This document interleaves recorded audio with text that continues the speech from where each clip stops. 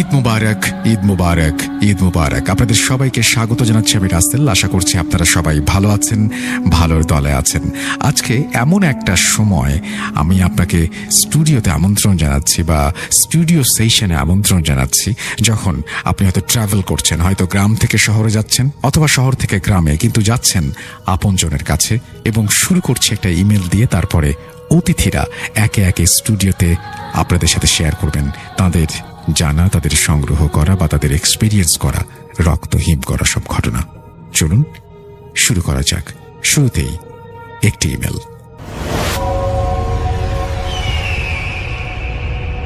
আমার নাম রাফসান। ঘটনাটি আমার বাবার মুখে শোনা। আব্বু 2016 সালের 28 ডিসেম্বর ইন্তেকাল করেন। তার মৃত্যুর প্রায় 3-4 মাস আগে একদিন আমি আর আব্বু একসাথে শুয়েছিলাম। সে সময় আব্বু তার জীবনের কয়েকটি সত্য ঘটনা আমাকে বলেছিলেন। ঘটনাটি যুদ্ধের আগের। আমার দাদাবাড়ি দিনাজপুরের এক গ্রামে। আব্বু তখন কেবল এসএসসি পাশ করেন। পরীক্ষার পরের ছুটির সময় অলস সময় কাটছিল। আব্বুর সাথে তার এক প্রিয় বন্ধু রঞ্জিতের দেখা। প্রায় 2 বছর সে নিখোঁজ ছিল। অনেক চেষ্টা করেও তাকে খুঁজে পাওয়া যায়নি। তার আম্মা, সে যখন ক্লাস 7-এ পড়ে তখন মারা যায়। এরপর তার বাবা আরেকটি বিয়ে করে। সৎমার অত্যাচার সহ্য করতে না পেরে সে কিছুদিন পর বাড়ি ছেড়ে পালিয়ে যায়। সে আমার বাবার খুব ঘনিষ্ঠ বন্ধু ছিল। হঠাৎ বন্ধুকে পেয়ে আব্বু খুবই খুশি। অনেক গল্প হয়, কিন্তু সে এতদিন কোথায় ছিল এই প্রশ্ন করলে রঞ্জিত বারবার এড়িয়ে যাচ্ছিল। আব্বু পরে জেদ করলে সে বলে যে সে আসামের কামরূপ জেলায় ছিল। সেখানে সে এক অঘরীর শিষ্য হিসেবে ছিল। এ কথা শুনে আব্বু জিজ্ঞেস করে, অঘরী তোকে কি কি শিখিয়েছে? সে এর উত্তর দিতে চায়নি প্রথমে, তবে আব্বুর জেদের কারণে বলে যে অঘরী তাকে পান মারা শিখিয়েছে। এই কথা শুনে আব্বু তার সাথে ফাজলামো শুরু করেন। এতে সে রাগ হয়ে বলে যে ঠিক আছে, আগামী অমাবস্যার রাতে আমার সাথে থাকিস, তাহলেই বুঝতে পারবি। আব্বু রাজি হয়ে যায়। আমার আব্বা খুবই সাহসী ছিলেন। যথারীতি অমাবস্যার রাত আসে। গভীর রাতে সে আব্বুকে ডাকতে আসে। আব্বু বাড়িতে অজুহাত দেখিয়ে তার সাথে চলে যায়। সে হাঁটতে হাঁটতে আব্বুকে নিয়ে যায় আত্রাই নদীর পাড়ের শ্মশান ঘাটে। আমার দাদাবাড়ি নদী থেকে 2 কিলোমিটার দূরে। আব্বু খুব আগ্রহ নিয়ে তার সাথে চলে যায়। এরপর সে আব্বুকে বলে চুপ করে বসে থাকতে। আব্বু মজা দেখার আশায় চুপ করে বসে থাকে। এরপর শুরু হয় পান মারার প্রস্তুতি। নদী তীরের বালু, পাশে 2 দিন পুরনো চিতার ছাই, নদীর পানি, একটু সিঁদুর নিয়ে সে তার কাজ শুরু করে। অজানা ভাষায় মন্ত্র পড়তে পড়তে সে বালু, ছাই, পানি ও 1 চিমটি সিঁদুর একত্রে মেশাতে থাকে। এরপর সে মিশ্রণ দিয়ে সে মাটির ওপর একটা মানুষের আকৃতির পুতুল তৈরি করে।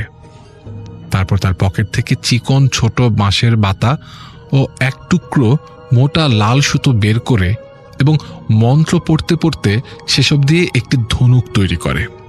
তৈরি শেষে সেই ধনুকে সে 3 বার ফুঁ দেয়। এরপর পকেট থেকে 3টি কাঠি বের করে সেসবেও মন্ত্র পড়ে 3 বার ফুঁ দেয়। আব্বু ততক্ষণে বসে বসে যেসব দেখছিল আর ভাবছিল 2 বছর বাইরে থেকে তার বন্ধু ভালোই ভণ্ডামি শিখেছে। এরপর সে আব্বুকে সেই কাঠি ও ধনুক ধরতে বলে। আব্বু সেসব হাতে নিলে সে বলে এখন হলো আসল কাজ। 12 বার একটি মন্ত্র এক নিঃশ্বাসে পড়ে তার বানানো পুতুলে ফু দিলে বান মারার প্রস্তুতি শেষ হবে। এই বলে সে জোরে জোরে মন্ত্র পড়া শুরু করে। মন্ত্র পড়তে পড়তে হঠাৎ বিকট এক আওয়াজ শুরু হয়। আব্বু দেখে আকাশে তারার মতো উজ্জ্বল মানুষের মতো আকৃতির কি যেন বিকট শব্দ করে উড়ে এসে শ্মশানের পাশের শিমুল গাছের মগডালে বসল। তা দেখে আব্বুর ভয়ে কাঁপা কাঁপে উঠে যায়। কিন্তু তার বন্ধু তখনও নির্বিকারভাবে মন্ত্র পড়েই চলেছে এবং এক নিঃশ্বাসে মন্ত্র পড়তে পড়তে তার অবস্থাও খারাপ। এরপর তার মন্ত্র পড়া শেষ হলে পুতুলে 3 বার ফু দিয়ে বলে কাজ শেষ। এরপর সে আব্বুর হাত থেকে ধনুক ও কাঠি 3টি নিয়ে শিমুল গাছের মগ ডালে তাকিয়ে বলে ওটা পড়ি, সমস্যা নাই, কোনো ক্ষতি করবে না। এরপর আব্বুকে জিজ্ঞেস করে কাকে পান মারবে।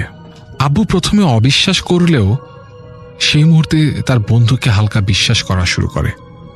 আব্বু বলে, আমার বান মারার মতো কেউ নাই, তোর কেউ থাকলে তাকে মার। সে তখন একটু চিন্তা করে বলে, তার সৎমার ওপর বান মারবে, তার সৎমা তাকে অনেক অত্যাচার করেছে। আব্বু বলে, তোর যা ইচ্ছা। এরপর উনি তার সৎমায়ের নাম সহ আবার মন্ত্র পড়ে সেই পুতুল, ধনুক ও কাঠি তিনটিতে ফু মারে। ফু মারার পর সেই ধনুকে একটি কাঠিকে তীর বানিয়ে পুতুলে তাক করে ছুঁড়ে দেয়। কাঠিটি পুতুলটির ডান পায়ে গিয়ে লাগে এবং সাথে সাথে কিছু দূর থেকে বিকট আর্তচিৎকার ভেসে আসে। চিৎকার শুনে সে জোরে জোরে হাসতে হাসতে বলে, যাক, কাজ হয়েছে। রঞ্জিতের বাড়ি ছিল নদীর পাড়ে, শ্মশান থেকে একটু দূরে।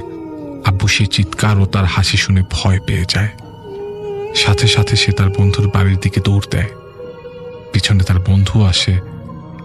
একটু পর তারা দুজনে বাড়িতে গিয়ে দেখে প্রতিবেশীরা অনেকেই তার চিৎকারের শব্দ শুনে তার বাড়িতে কি হয়েছে দেখার জন্য এসেছে। আপু ভিড় ঠেলে ঘরের ভিতর গিয়ে দেখে তার বন্ধুর সৎমা গরু জবাই করলে যেমন গোঙানির আওয়াজ করে তেমন আওয়াজ করছে। বারবার বিছানা থেকে লাফিয়ে লাফিয়ে উঠছে, মুখ দিয়ে সাদা ফেনা বের হচ্ছে, কোনো কথা বলতে পারছে না এবং তার ডান পায়ের পাতা একটু কেটে গেছে আর সেখান থেকে ফিনকি দিয়ে রক্ত ঝরছে। এর কারণ কি এবং কিভাবে কি হলো কেউ কোনো উত্তর দিতে পারছিল না। আপু হঠাৎ পেছনে ঘুরে দেখে তার বন্ধু তার ঠিক পেছনেই দাঁড়িয়ে বিজয়ীর হাসি হাসছে। হাসতে হাসতে আব্বুকে বলে, কি রে, আমি তো ভণ্ড, তাই না? আপু তখনই তার হাত ধরে তাকে ঘর থেকে বের করে আনে। বাইরে তার বাসা থেকে একটু দূরে এসে তাকে অনেক অনুরোধ করে সে যেন তার বানটি নষ্ট করে দেয়, কিন্তু রঞ্জিত সেটি করতে অস্বীকার করে। শেষে আব্বু বাধ্য হয়ে তার পা ধরে বলে যেন সে বানটি নষ্ট করে দেয়। অনেক জোরাজুরি করার পর সে রাজি হয়। তারা আবার শ্মশান অভিমুখে যাত্রা করে। শ্মশানের একটু কাছে যেতেই তারা দেখে শিমুল গাছে তখন যে পরীটি এসে বসেছিল সে তো আছেই, সাথে আরো দুজন, মোট 3টি পরী এসে বসে আছে। তখন আব্বুর সেই বন্ধু আব্বুকে দাঁড়াতে বলে এখন শ্মশানে গেলে তাদের দুজনকে পরীরা মেরে ফেলবে। এর ঠিক 5-7 মিনিট পর আবার সেই বিকট শব্দ করে পরী 3টি উড়ে চলে যায়। তখন তারা ছুটে শ্মশানের ভেতর ঢুকে। এরপর যেখানে পুতুলটি ছিল সেখানে গিয়ে তার বন্ধুটি বসে পড়ে। সে আবার মন্ত্র পড়া শুরু করে। মন্ত্র পড়া শেষে পুতুলটি, ধনুক ও কাঠি 3টি ভেঙে নদীর পানিতে ফেলে দিয়ে আসে। তারপর বলে, বান উঠিয়ে নিলাম, এখন বিশ্বাস করিস তো আমি ভণ্ড না? আব্বু বলে, আগে তোর বাড়িতে চল। তারা দুজনে তারপর ছুটতে ছুটতে তার বাসায় গিয়ে দেখে গোঙানি সাথে রক্ত পড়া থেমে গেছে, কিন্তু মহিলার জ্ঞান ফেরেনি। একটু পর তার জ্ঞান ফিরলে সে তার সাথে যা ঘটেছে তার কিছুই মনে করতে পারল না।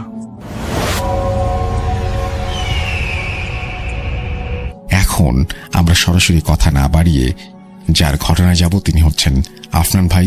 অনেক লম্বা একটা ঘটনা পাঠিয়েছেন আজকে। দেখুন ঘটনাটি কেমন লাগে, ভালো লাগলে অবশ্যই আমাদেরকে জানিয়ে দেবেন। এবং ধন্যবাদ আফনান ভাই আমাদের সঙ্গে থাকার জন্য, আমাদেরকে ঘটনা পাঠানোর জন্য। আমরা সরাসরি চলে যাচ্ছি আফনান ভাইয়ের ঘটনায়।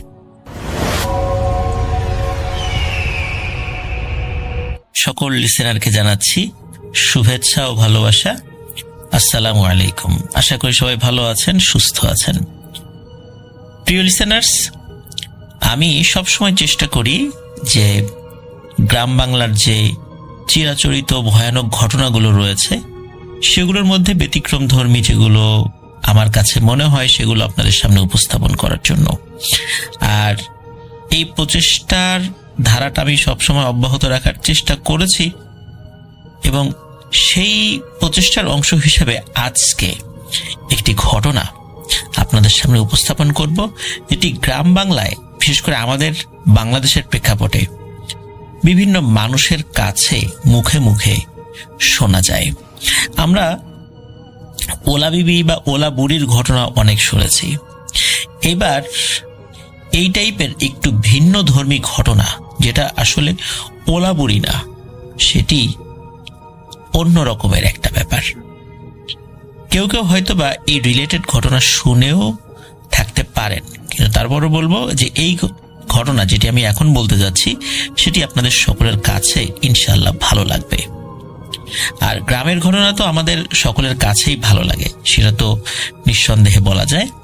এই জন্য আমি সিংহভাগ ঘটনা গ্রামের বলার চেষ্টা করি, বিশেষ করে গ্রামের ঘটনাগুলো আমার নিজের কাছেও ভালো লাগে, সেটা আপনারা জানেন। তো এখন মূল ঘটনাতে চলে যাচ্ছি।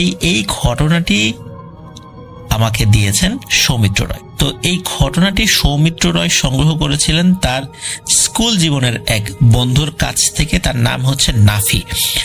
আর মূলত এই ঘটনাটি যেখানে ঘটেছে এটি হচ্ছে সাতক্ষীরা জেলার কোনো একটি গ্রামে। ঘটনাটি অনেক আগের, মুক্তিযুদ্ধেরও আগের একটি ঘটনা, যার কারণে এক্স্যাক্ট গ্রামের নাম জানা সম্ভব হয়নি। কিন্তু ঘটনাটি সত্য, এটা নিঃসন্দেহে বলা যায়। সেই বিষয়ে মোটামুটি শিওর হওয়ার চেষ্টা করা হয়েছে, কিন্তু এক্স্যাক্ট লোকেশনটা বলাটা সম্ভব হচ্ছে না। ঘটনাটি মূলত একটি ব্যাপার, যেটা হচ্ছে যে একটা রোগকে কেন্দ্র করে, যেটা আমরা অনেকেই সেই রোগের নাম শুনেছি। তো চলুন মূল কথায় ফেরা যাক। যে গ্রামকে নিয়ে ঘটনাটির সূত্রপাত, ওই গ্রামে একটি অনেক পুরনো বটগাছ ছিল। ওই যে হয় না যে বাবা বলেছেন যে তিনি জন্মের পর থেকে বটগাছটি এমনই দেখছেন, আবার দাদাও বলেছেন তিনিও জন্মের পর থেকে এমন দেখছেন।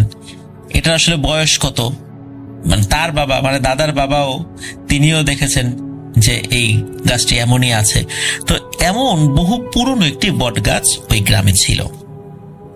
তবে বটগাছটিকে নিয়ে কোনো ভয়ের ঘটনা লোকজনের মধ্যে খুব একটা শোনা যেত না, যে ওই বটগাছে অনেক ভয়ানক কিছু রয়েছে বা এই সেই এই টাইপের কোনো কিছু ওই রকম শোনা যায় না আর কি। তবে বটগাছটি অনেক পুরনো, টুকটাক ভয়ের ঘটনা থাকতে পারে।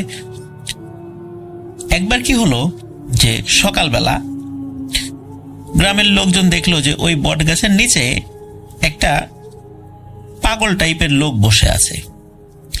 সে একজন মহিলা, মানে পাগলি আর কি। তার বয়স 25 থেকে 30-এর মধ্যে হবে। গায়ের রং শ্যামলা, চুল উস্কো খুস্কো, তবে মাথার চুল অনেক বড়, প্রায় হাঁটু পর্যন্ত চুল তার। আর পরনে গ্রামের মহিলারা যেই ধরনের পোশাক পরে আছে এই টাইপের একটা পোশাক বা এরকম শাড়ি আর কি। গ্রামের মহিলারা ঠিক যেভাবে শাড়ির একটা প্যাচ দিয়ে পরেন ওইভাবেই পরা আর কি। তো এটা দেখে বোঝা যাচ্ছে যে সে মেয়েটি একটি মানসিক ভারসাম্যহীন। আর সে বসে বসে এক মনে কিছু বিড়বিড় করে বলছে। বিড়বিড় করে বললেও মোটামুটি পাশ দিয়ে গেলে শোনা যায় যে সে কি বলছে। সে বলছে যে আজকে একটাকে নেব, কালকে ওই গ্রাম থেকে 3টাকে নেব, তারপর ওই গ্রাম থেকে 5টাকে নিব, আবার এই গ্রাম থেকে 2টাকে নেব, এরকম বলছে। তো পাশ দিয়ে যারা যাচ্ছিল তারা তো এই বটগাছের নিচে এরকম কাউকে আগে দেখেনি। হঠাৎ করে সকালবেলা তাকে দেখার পর থেকে তাদের মধ্যে কৌতূহল জন্মায়। তো এদের মধ্যে যারা মাঠে যাচ্ছিল কাজের জন্য, তো তারা কেউ কেউ জিজ্ঞেস করে যে এই মেয়ে তোমার বাসা কোথায়, কোন গ্রামের মেয়ে তুমি? আমাদের গ্রামের কারো মেয়ে বলে তো মনে হচ্ছে না। তখন ওই পাগলি কিন্তু কারো কোনো কথার উত্তর দেয় না। সে তার মতো আপন মনে ওই যে বলেই যাচ্ছে সেই কথাগুলো, আজ এই গ্রাম থেকে 1টাকে নিব, কালকে এইটাই নিব, এবার এরকম বলে যাচ্ছে আর কি। তো ওনারা চিন্তা করেন যে হয়তো বা কোনো গ্রাম থেকে পদ চলে আসছে। আবার অনেক সময় কোনো বাড়িতে ওই মানসিক ভারসাম্যহীন লোক থাকলে বাড়িতে অশান্তি বিভিন্ন কারণে রাতের বেলা অনেক দূরের গ্রামে অনেক সময় এই টাইপের লোকদেরকে মানুষ রেখে আসতো। তো মনে করেছে হয়তোবা কোনো বাড়িতে ছিল, বাড়ির লোকজন তাকে পালতে পারেনি বা তার আচার আচরণে বিরক্ত বা বিভিন্ন সমস্যার কারণে হয়তোবা গভীর রাত্রে আমাদের গ্রামে রেখে গেছে। তো তারা তাদের মতো কাজে চলে যায়। এটা নিয়ে আসলে খুব একটা বেশি তাদের মাথা ঘামাতে হয়নি, কারণ হলো ওই পাগলি কাউকে বিরক্ত করতো না, কারো বাড়িতে খাবারও চাইতে যাইতো না। কেউ খাবার যে তাকে যে সাধবে যে খাবার খাওয়ার জন্য, কারণ সে কখনোই কারো কাছে খাবার চায়নি, কোনো বাড়িতে যায়ও নাই, এই জন্য মানুষকে সে বিরক্ত করতো না। আর মানুষের মনেও তার বিষয়ে খুব একটা আগ্রহেরও সৃষ্টি হতো না, বিরক্তও সৃষ্টি হতো না, মানে বিরক্তির উদ্রেকও হতো না, কারণ সে তো কাউকে বিরক্ত করতো না। এই জন্য ওই পাগলির মতো আছে, গ্রামের লোকজনের মতো আছে। তবে একটা বিষয় দেখা যেত যে সকালবেলা পাগলিকে দেখা গেছে, দুপুরবেলা দেখা যায় না, অথবা সকালবেলা দেখা যায় না, দুপুরবেলা আছে, আবার বেলা নাই। আবার গভীর রাতের বেলা ওদিক দিয়ে যদি কেউ আসে, দেখে ওই পাগলি বট গাছের নিচে ঝিমুচ্ছে। তো সবসময় যে দেখা যেত তা না, মাঝে মাঝে কোথাও চলে যেত। তখন গ্রামের লোকজন চিন্তা করেছে হয়তোবা তারও তো ক্ষুধা লাগে, ক্ষুধা লাগলে আমাদের গ্রামের কারোর কাছে খাবার চায় না, পাশের গ্রামে ঘুরতে যায়, সেখানে হয়তোবা খাবার চায়, সেখান থেকে খেয়ে আসে। তো এই বিষয়টাও আসলে অস্বাভাবিকভাবে কেউই নেয়নি। তো এইভাবে চলছিল প্রায় 2 থেকে 3 সপ্তাহ, এভাবে চলে যায়। এক রাতে এক অদ্ভুত ঘটনা ঘটে। ওই গ্রামের একজন ব্যক্তি, তার নাম জানা যায় না, তো উনি কোনো কারণে বেশ রাত করে বাড়িতে ফিরছিলেন। তো যখন রাত করে ফিরছিলেন, ওই রাত ছিল একদম ভরা পূর্ণিমার রাত। তো উনি যখন ওই বটগাছের কাছে আসছেন, বটগাছ থেকে একটু দূরে, মানে খুব যে দূরে তাও বলা যাবে না, মানে সামান্য একটু দূরে, মানে বটগাছের নিচে কি হচ্ছে না হচ্ছে সে রাস্তা থেকে স্পষ্টভাবে বুঝতে পারবে, এবং যে কেউ হেঁটে গেলে বুঝতে পারবে, মানে এত মানে নিকট দূরত্বে বটগাছ এবং রাস্তার ব্যবধান আর কি।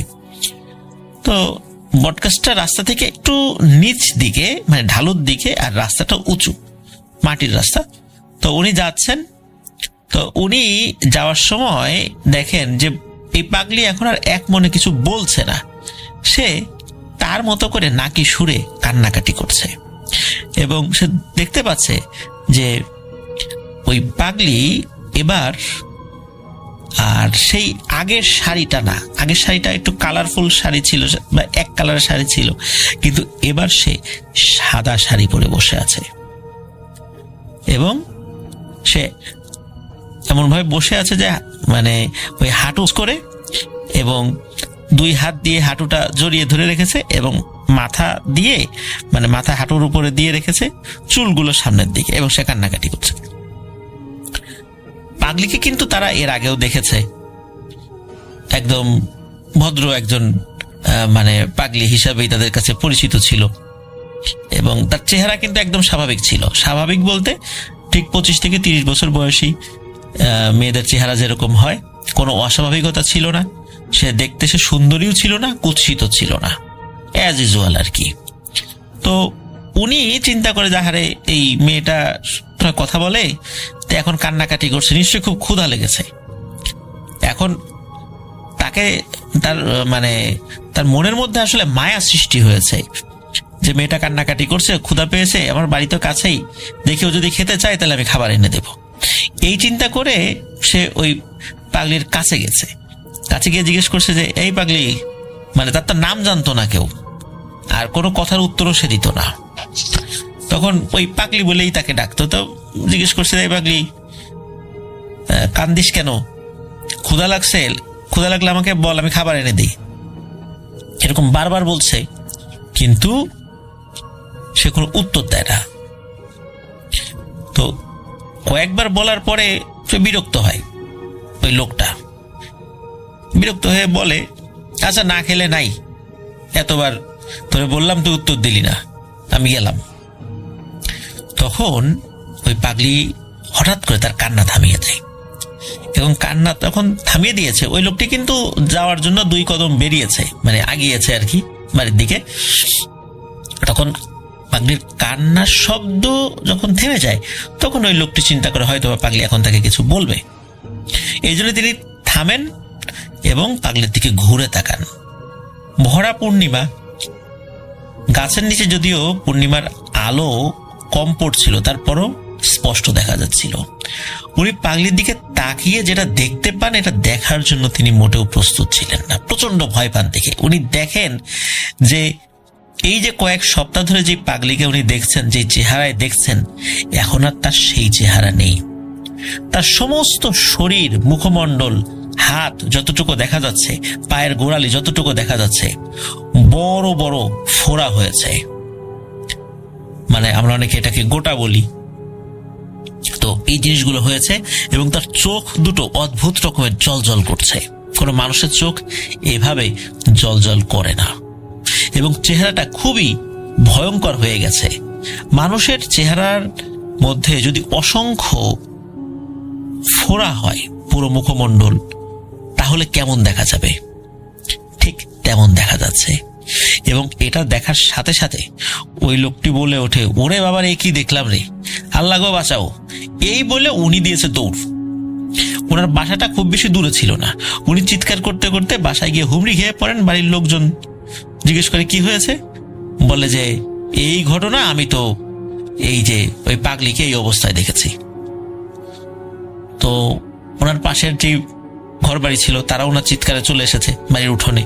তারা জিজ্ঞেস করে কি হয়েছে, তো উনি বলেন যে এই ঘটনা, আমি পাগলিকে এইভাবে দেখেছি। তখন কেউ কেউ বলে যে সর্বনাশ, এই পাগলির নিশ্চয়ই বসন্ত হয়েছে, আর এই বসন্ত হওয়ার কারণে ওর এই চেহারা এবং শরীরের এই অবস্থা হয়েছে। কয়েকদিন আগেও তো দেখলাম ও ঠিক ছিল, হঠাৎ করে আজকে রাত্রে তুমি কেন ওর এই অবস্থায় দেখলা? তখন গ্রামের আরো কয়েকজন বলে, ও তো এইভাবে বিভিন্ন গ্রামে চলে যায়, এই দেখা যায়, এই দেখা যায় না, এদিক ওদিক ঘুরে বেড়ায়, নিশ্চয়ই অন্য গ্রাম থেকে এই ছোঁয়াচে রোগটা আমাদের গ্রামে সে নিয়ে এসেছে। এখন তো আমাদের কারো আর বাঁচবার উপায় নাই, এখন কি করা যায়? এর মধ্যে কেউ কেউ বলে ঠিক আছে, সকালবেলা দেখা যায় কি করা যায়। তার মধ্যে একজন বলে ওঠে, না, সকালের অপেক্ষায় থাকা যাবে না, কারণ যদি এই রোগটি আমাদের গ্রামে ছড়িয়ে পড়ে তাহলে তো সবার জন্য বিপদ। যা করার এখনই করতে হবে, চলো সবাই মিলে যাই। তখন গ্রামের আরো লোকদেরকে ডাকা হয়, সবাই মিলে সেই বট গাছের নিচে যায়। বট গাছের নিচে গিয়ে দেখে সত্যি সেই পাগলি বসে আছে, কিন্তু এবার সে কাঁদছে না, সে বসে বসে গোঙাচ্ছে এবং তার দুই হাত, এই দুই হাত দিয়ে তার মুখমণ্ডলটাকে ঢেকে রেখেছে। এবং এই যে দুই হাত দিয়ে মুখমণ্ডল ঢেকে রেখেছে, হাতে যে বড় বড় গোটা হয়েছে, মানে ফোড়া হয়েছে, বসন্ত হলে যেরকম হয় ঠিক তেমন। এদিকে লোকজন এসে ওই পাগলিকে দেখে যে সত্যি যে লোক তাকে দেখে ভয় পেয়েছিল সে ঠিকই বলেছে।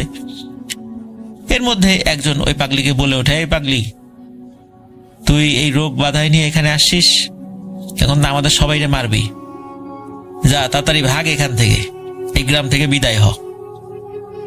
পাগলি কোনো কথার উত্তর দেয় না। সে এই লোকজনের আসার শব্দ পাওয়ার পর থেকে সে গোঙাতে থাকে, এক ধরনের গোঙানির আওয়াজ, কিন্তু কোনো কান্নাকাটি না।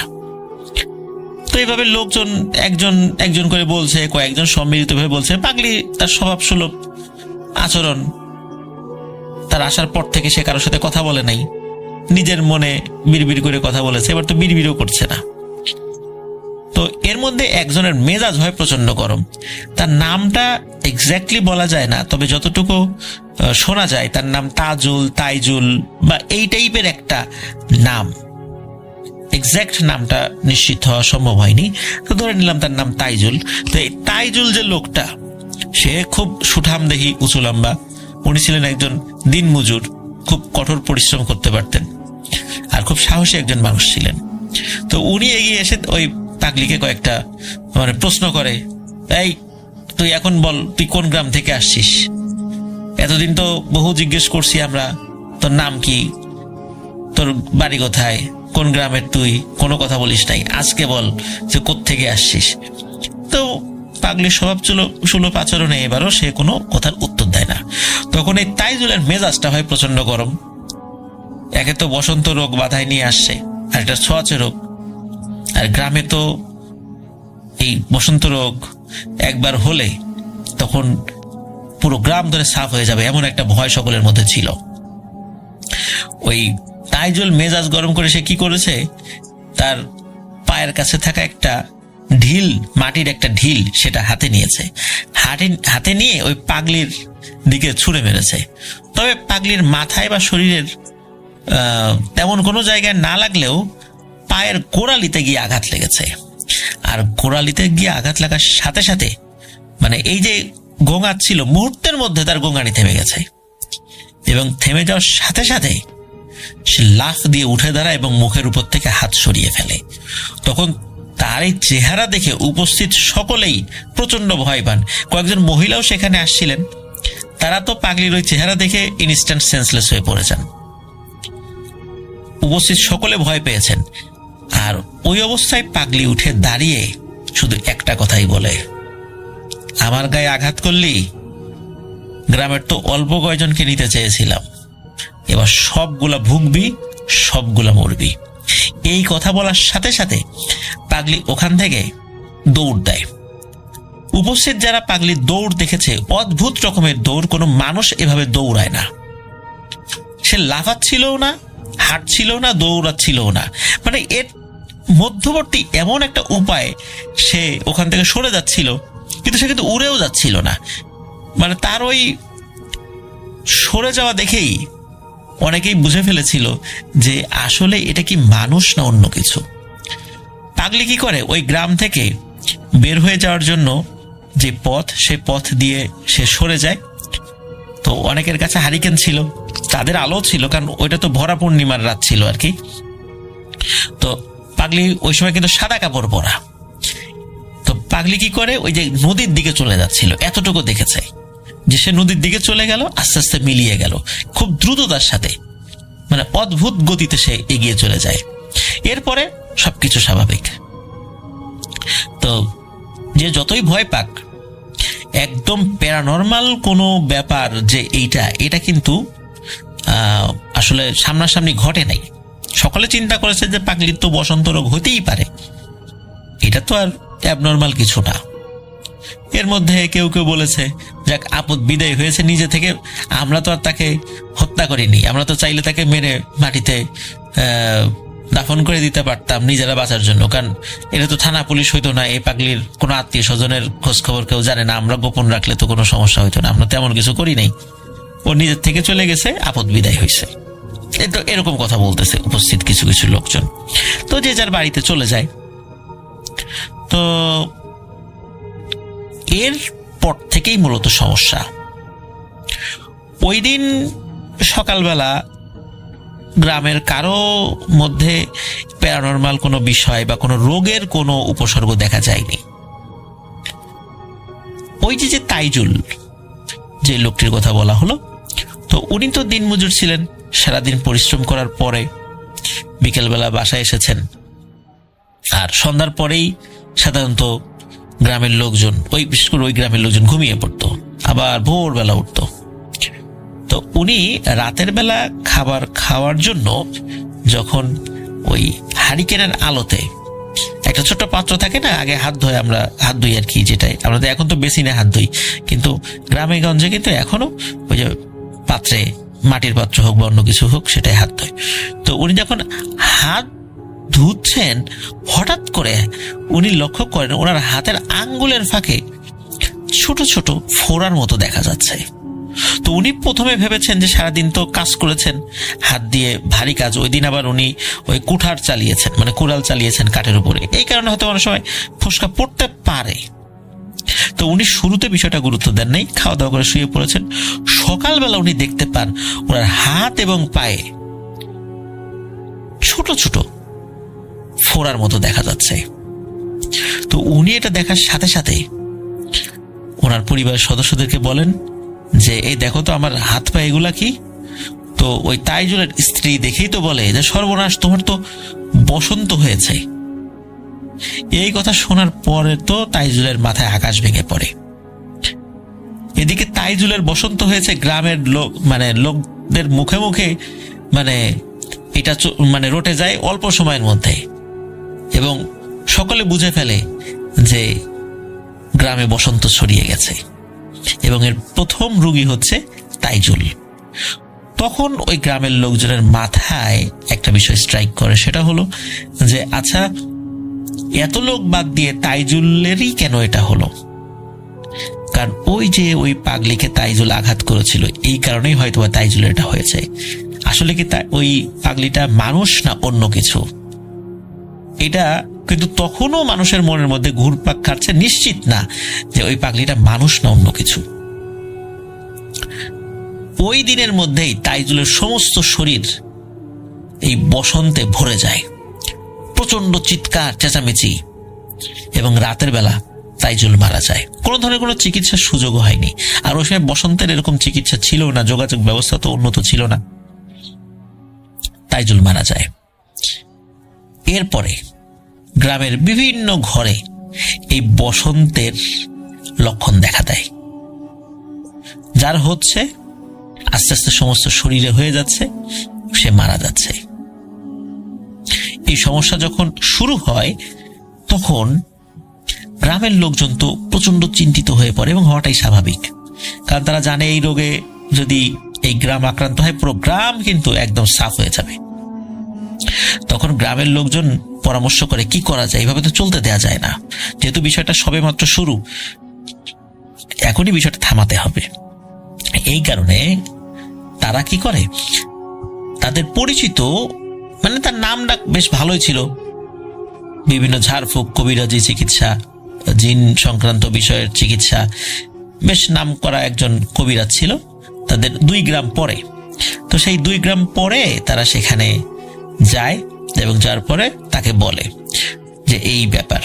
তখন ওই লোকটি বলে যে আসলে আমি এর আগে বসন্ত রোগের চিকিৎসা তো সেভাবে করিনি, এই বিষয়ে আমার জানাশোনা কম, আমি অন্য রোগের চিকিৎসা করেছি, তবে আমি এটা পারবো। তার জন্য আমাকে একটা আলাদা ঘর দিতে হবে, সেই ঘরে আমার বেশ কিছু রিচুয়াল আছে, সেগুলো আমাকে করতে হবে। গ্রামের লোকজন বলে কোনো সমস্যা নেই, আপনি যেভাবে বলবেন সেভাবেই হবে। গ্রামের লোকদের দুর্বলতার সুযোগে ওই যে কবিরাজ সে বলে ওঠে যে তাকে বেশ মোটা অঙ্কের একটা টাকা দিতে হবে। গ্রামের লোকজন বলে আমরা সবাই মিলে সেটা দিব, কোনো সমস্যা নেই। কবিরাজও আসে, সেটা ট্রিটমেন্ট শুরু করে। তো 1 দিন 2 দিন 3 দিনের মাথায় সকালবেলা কবিরাজ চিৎকার চেঁচামেচি শুরু করে দিয়েছে। তো আশেপাশের লোকজন চলে আসছে, আসার পর বলে যে কি ব্যাপার, কি হয়েছে? বলে যে তোমাদের জীবন বাঁচাতে গিয়ে আমি তো এখন মরতে বসেছি। বলে কেন? বলে এই দেখো আমার হাতে বসন্ত দেখা দিচ্ছে। গ্রামের লোকজন দেখে আসলেই তো তাই। তখন কবিরাজকে বলে যে আপনি এখানে সমাধানের জন্য এসেছেন, আপনি কিভাবে এই রোগে আক্রান্ত হলেন? তখন তিনি বলছেন যে গত রাত্রে আমি স্বপ্নে দেখেছি একজন মহিলা, এই মহিলা তার সমস্ত শরীরে এই বসন্ত হয়েছে, ভয়ানক তার চেহারা, সাদা শাড়ি পরা, এবং আমাকে বলছে যে তুই কাজটা ভালো করিস নাই, তুই এই গ্রামে আসছিস, গ্রামের লোকদের সাথে তুইও মরবি। মানে ওই মহিলা সে কিন্তু স্বপ্নে বলেনি যে তুই এখান থেকে চলে যা, সে সরাসরি বলেছে তুই মরবি। তখন ওই কবিরাজ বলে যে আমি এই চিকিৎসা করতে পারবো না, কারণ এই গ্রামে বসন্ত বিবির আবির্ভাব ঘটেছিল, এবং তোমরা যেটারে পাগলি মনে করে আঘাত করেছো, এইটা আসলে ছিল বসন্ত বিবি, এটা কোনো পাগলি ছিল না, এটা কোনো মানুষ ছিল না। আর আমি মূলত এই বিষয়ে খুবই অনভিজ্ঞ ছিলাম, আমি চিন্তা করেছিলাম হয়তো এমনিতেই কিছু হয়েছে, এই সুযোগে তোমাদের কাছ থেকে একটা মোটা অঙ্কের টাকা হাতিয়ে নেওয়া আমার একটা পরিকল্পনা ছিল, এই জন্য আমি মিশামিশি এখানে ট্রিটমেন্ট করছি। কিন্তু আসলে এই বিষয়টার গভীরতা আমি বুঝতে পারি নাই। এখন আমি আমার নিজের জীবন নিয়ে শঙ্কিত, তোমরা অন্য কোনো ভালো কবিরাজ টবিরাজ দেখো, আমি এখান থেকে চললাম। শোনা যায় যে উনি চলে যাওয়ার কয়েকদিনের মাথায় এই বসন্তে আক্রান্ত হয়েই তিনি মৃত্যুবরণ করেছিলেন। তো কবিরাজ তো চলে গেল, এখন তো গ্রামের লোকজনের চিন্তা আরো বেড়ে গেল, কি করা যায় কি করা যায়। ওই সময় গ্রামে ওরকম ভালো কোনো আলেমও ছিলেন না এই বিষয়ে ট্রিটমেন্ট করানোর জন্য। এদিকে গ্রামের কিন্তু বিভিন্ন ঘরে এই বসন্তের প্রকোপ দেখা দিয়েছে। কেউ মারাও যাচ্ছেন। বিশেষ করে যারা একটু বয়স্ক তারা আক্রান্ত হলেই মারা যাচ্ছিলেন। এর মধ্যে কি হয়, ওই গ্রামের একজন মাতব্বর আমরা যেটাকে বলি আর কি, বেশ প্রভাবশালী একটা পরিবার, ওনারা শুরু থেকেই বেশ আইসোলেটেড ছিলেন। তাদের বাড়িতে কাউকে আসতে দিতেন না, ওনারাও পারতপক্ষে বাইরে যেতেন না এবং নিজেরা নামাজ কালাম পড়ছিলেন, আল্লাহর কাছে সাহায্য চাইছিলেন যাতে করে কোনো সমস্যা না হয়। তো ওই বাড়ির যিনি মাতব্বর, ওনার ছেলে পরিণত বয়স্ক ছিল, তাকে বিয়েও দিয়েছিলেন, বছর 2-1 হলো। তো সেই ঘরে তার একটা নাতি জন্ম নেয়। তো ওনার যে বেটার বউ মানে ছেলের ওয়াইফ সকালবেলা তার বাচ্চার শরীরের দিকে তাকিয়ে দেখতে পান তার বাচ্চার হাতে এবং পায়ে ছোট ছোট ফুসকুড়ির মতো, মানে ছোট ফোড়া, একদম ছোট আর কি। উনি তো এটা দেখেই একদম চিৎকার চেঁচামেচি কান্নাকাটি যে আমার ছেলের বসন্ত হয়েছে। এখন পরিবারের বড় কারো হলো না, এত ছোট্ট একটা ফুটফুটে বাচ্চা, তার বয়স ছিল 6 থেকে 7 মাস। তো পরিবারের প্রথম একটা নাতি হয়েছে, পরিবারের সকলের আনন্দ ছিল। কিন্তু তার বসন্ত হয়েছে এইটা শোনার সাথে সাথে এবং দেখার সাথে সাথে সকলের মনে ভয় ঢুকে যায় এবং সকলেই শোকে কাতর হয়ে পড়েন। নিজেদের চিন্তা না, নাতির চিন্তায় তার দাদা দাদির অবস্থা শোচনীয়। এদিকে এই বাচ্চার মা তো কান্নাকাটি করছে এবং তার শ্বশুরকে বলছে যে আব্বা আপনি যেভাবেই হোক এই সমস্যার সমাধান করেন, আর একটা মানুষ যেন মারা না যায়, আর আমার ছেলে যে কোনোভাবে যেন সুস্থ হয়, আপনি ব্যবস্থা করেন। এদিকে নিজের নাতির একমাত্র নাতি, তখনও ওনাদের পরিবারে অন্য ছেলে মেয়েদের কোনো সন্তানাদি হয়নি, ওনার বড় ছেলের ঘরের প্রথম সন্তান। এখন উনিও তো চিন্তাগ্রস্ত যে কি করা যায়, বাড়িতে তো কান্নাকাটি শুরু হয়ে গেছে। তখন উনি বলছেন যে যেভাবেই হোক এটার সমাধান আমাকে করতে হবে, দেখি কি করা যায়। আমি আজকেই চারদিকে খবর নিচ্ছি যে কোথায় ভালো একজন লোক পাওয়া যায় যিনি এই সমস্যার সমাধানে উদ্যোগী হতে পারবেন এবং এই বিষয়ে যার অভিজ্ঞতা আছে। সারাদিন খবর নেওয়া হয়, ওই গ্রামে কেউ আসতে রাজি না, যারা টুকটাক জানে কেউ আসতে রাজি না, কারণ চারদিকে উঠে গেছে ওই গ্রামে বসন্তের প্রকোপ দেখা দিয়েছে। আর ওই গ্রামে যারা সুস্থ ছিলেন অনেকেই তো তাদের আত্মীয় স্বজনের বাড়িতে চলে গিয়েছেন, তাদের মাধ্যম দিয়ে খবর উঠে গেছে যে সেই গ্রামে বসন্ত রোগ ছড়িয়ে গেছে। এখন সারাদিনে কোনো খবর আসে না। অবশেষে রাতের বেলা খবর আসে, তাদের গ্রাম থেকে প্রায় 5-6 গ্রাম পরে একজন অতি বয়স্ক কবিরাজ আছে, বয়স অনেক হয়ে গেছে, 80-90 এরকম বয়স আর কি তার। তো এখন উনি হাঁটাচলা করতে পারেন, তবে খুব বেশি হাঁটাচলা করতে পারেন না আর কি, শরীর অনেক দুর্বল হয়ে গেছে। ওই লোক নাকি অনেক আগে এই টাইপের কোন চিকিৎসা করেছিলেন। এখন রাত হয়ে গেছে, গ্রামের লোকজন তো তাড়াতাড়ি ঘুমিয়ে পড়ে, এই কারণে ওই মেম্বার বা মাতব্বর যিনি, উনি সিদ্ধান্ত নেন উনি সকালবেলা যাবেন। এদিকে দিনের এই দীর্ঘ সময়ে নাতির শরীরে কিন্তু বেশ ভালোই এই বসন্ত রোগের প্রতিচ্ছবি ফুটে উঠেছে। বাড়িতে তো মানে কান্নাকাটি, বিশেষ করে ওই ছোট বাচ্চার মা, সে তো নাওয়া খাওয়া ছেড়ে দিয়েছে, কিছুক্ষণ পর পর মূর্ছা যাচ্ছে, মানে অজ্ঞান হয়ে যাচ্ছে ছেলের শোকে। ছেলে কিন্তু তখনও মারা যায়নি, কিন্তু ছেলের বসন্ত হয়েছে, এই শোকে তার অবস্থা খারাপ। এদিকে সকাল না হলে তো সেখানে যাওয়া যাচ্ছিল না, তখন সকলকে মানে বলেন যে সকাল পর্যন্ত অপেক্ষা করো, আমি অবশ্যই সকাল হলেই ইনশাল্লাহ রওনা দিব। ওই রাতে আর একটা ভয়ানক ঘটনা ঘটেছে, সেটা হলো সন্ধ্যার পরে ওই যে ওই গ্রামের পাশে যে নদী রয়েছে, ওই নদী দিয়ে একটা নৌকা আসছিল, তারা এক গ্রাম থেকে আর এক গ্রামে যাবে আর কি, মানে নদীর এপার ওপার হচ্ছে না, তারা ওই নৌকা বেয়ে তীর ঘেঁষে যাচ্ছিল।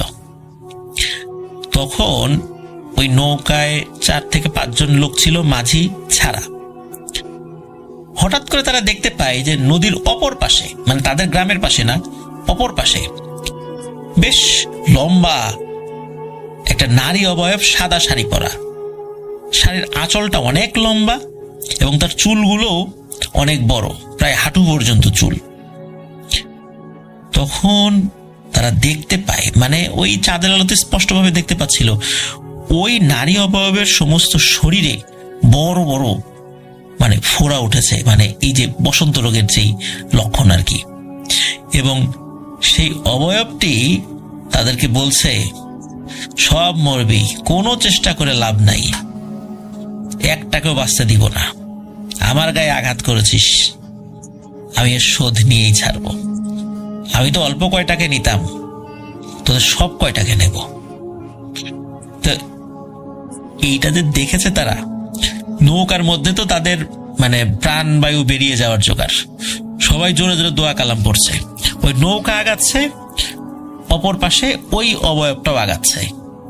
আগাতে আগাতে একটা সময় হঠাৎ করে ওই অবয়বটি মনে হলো বাতাসে মিলিয়ে গেল। তো এটা কিন্তু ওই রাত্রি তারা দেখেছিলেন, যে রাত্রে গ্রামের ওই মাতুব্বরের বাড়িতে মানে উনি পরামর্শ করছেন সকালবেলা উনি যাবেন একটা জায়গায়। তো ওই রাত্রেই ওই যে যারা নৌকাতে ছিলেন, বিশেষ করে মাঝি, আর এক গ্রামে তাদেরকে নামিয়ে দিয়ে ফেরত এসে রাতের বেলায় ওই মাতুব্বরকে জানান যে এই ধরনের ভয়ানক ঘটনা তিনি দেখেছেন। এতে করে মাতুব্বর আরো চিন্তিত হয়ে পড়ে। ওনার কাছে মনে হচ্ছিল যে কেন রাতের বেলায় রওনা দিলেন না। সকালবেলা উনি সহ আরো কয়েকজন গ্রামের লোকজনকে সাথে নিয়ে উনি সেই গ্রামে রওনা দেন। মেঠো পথ, প্রায় ঘন্টা 2 লেগে যায় পায়ে হেঁটে সেই গ্রামে পৌঁছাতে।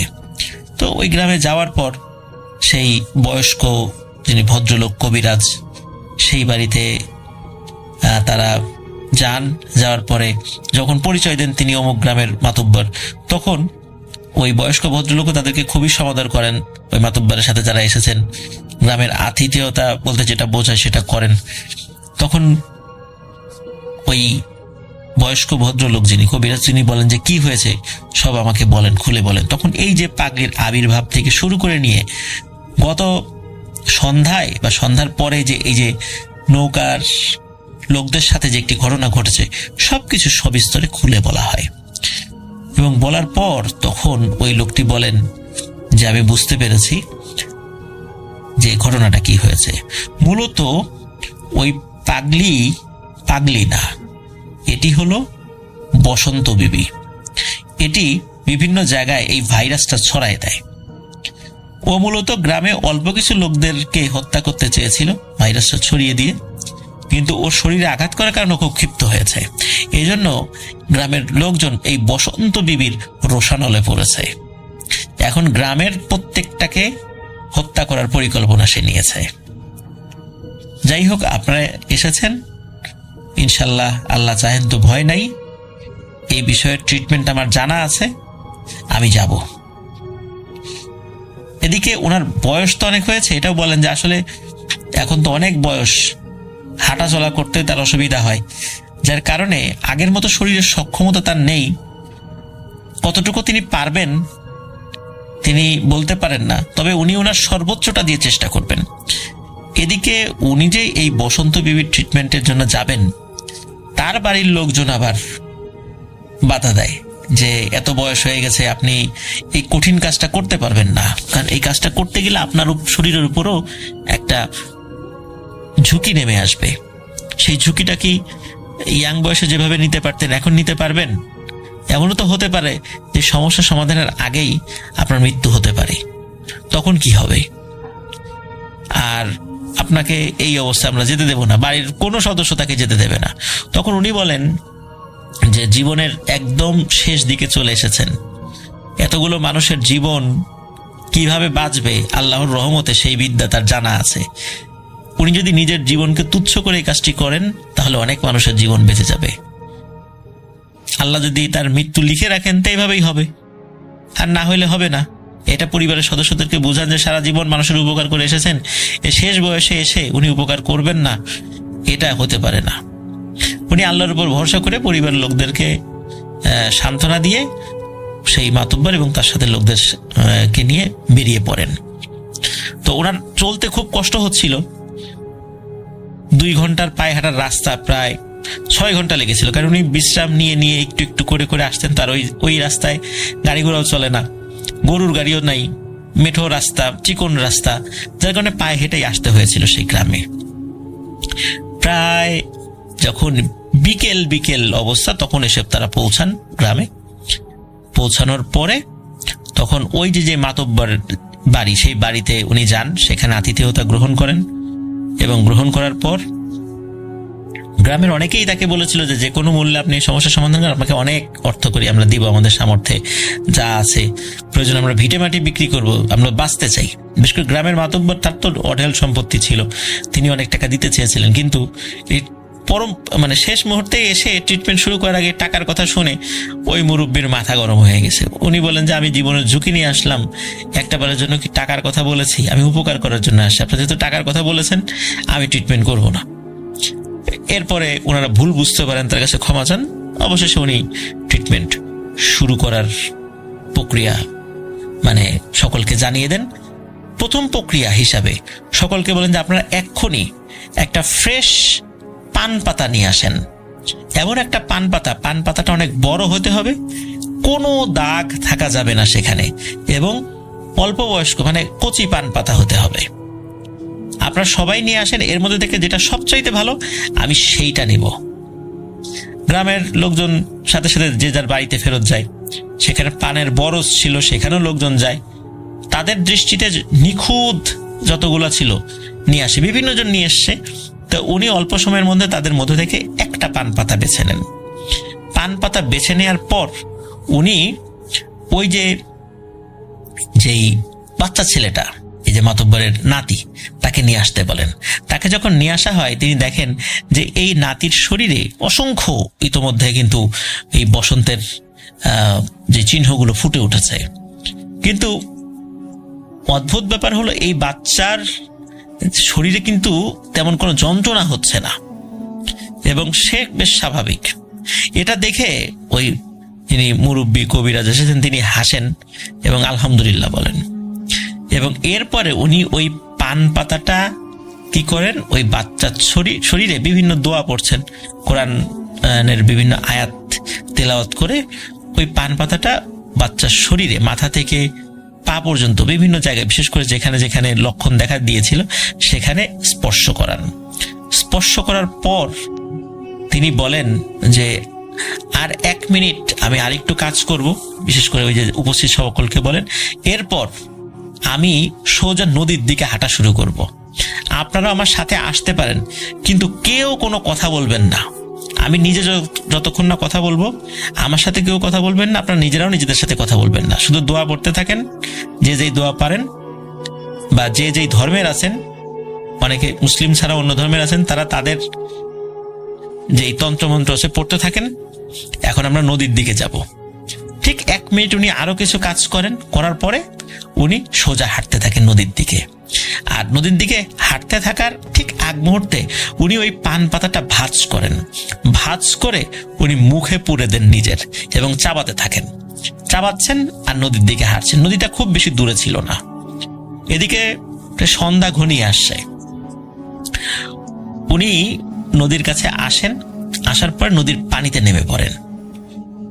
হাঁটু পর্যন্ত পানিতে নামার পর উনি এই যে পান পাতাটা উনি যে চাবাচ্ছিলেন, এই যে অংশগুলো মুখে রয়ে গিয়েছিল, উনি থুতুর সাথে সেটি পানির দিকে ছুঁড়ে মারেন। উপস্থিত লোকজন যারা নাঙায় দাঁড়িয়েছিল তারা দেখতে পান যে পান পাতা চাবালে তো সাধারণত, বিশেষ করে সাথে অন্য কোনো উপকরণ যদি দেয়া হয়, লাল আকার ধারণ করে, এবার শুধু পান পাতা চাবালে সবুজ সবুজ আকার ধারণ করে আর কি, থুতুর রং। কিন্তু এই থুতুর রংটা মনে হচ্ছে মিচমিচে কালো, ভয়ানক কালো। এবং উনি যখন থুতু ফেলেছেন, মনে হচ্ছে নদীর পানির বেশ খানিক অংশ, অল্প একটু থুতু ফেলার পরে বেশ বিশাল একটা অংশ কালো অংশ বর্ণ ধারণ করলো পানি, এবং আস্তে আস্তে কালো বর্ণটা পানির সাথে একদম মিশে আবার আগের মানে রং ধারণ করলো নদীর পানির। এরপরে উনি নদী থেকে আরেকটু পানি হাতে নিয়ে উনি কুলি করলেন, ভালো করে মুখ পরিষ্কার করলেন এবং উঠে আলহামদুলিল্লাহ বললেন, বলেন যে আপনাদের ইনশাল্লাহ কোনো ভয় নাই, বিপদ কেটে গেছে। এরপরে সকলে ওই যে মাতব্বরের বাড়িতে গেলেন। অদ্ভুত ব্যাপার, মাতব্বরের নাতি মানে অনেকটাই সুস্থ হয়ে গেছে, তার শরীরের যে দাগগুলো, বিশেষ করে যে বসন্তের কারণে যে ফোড়াগুলো উঠছিল, সেটা মানে ম্যাজিকের মতো মিলিয়ে যেতে শুরু করেছে। তবে ওই গ্রামে আরো যারা এই বসন্ত রোগে আক্রান্ত ছিলেন, বিশেষ করে বয়স্ক লোক যাদের অবস্থা খুবই খারাপ হয়ে গিয়েছিল, এদের কেউ কেউ মারা গিয়েছিলেন।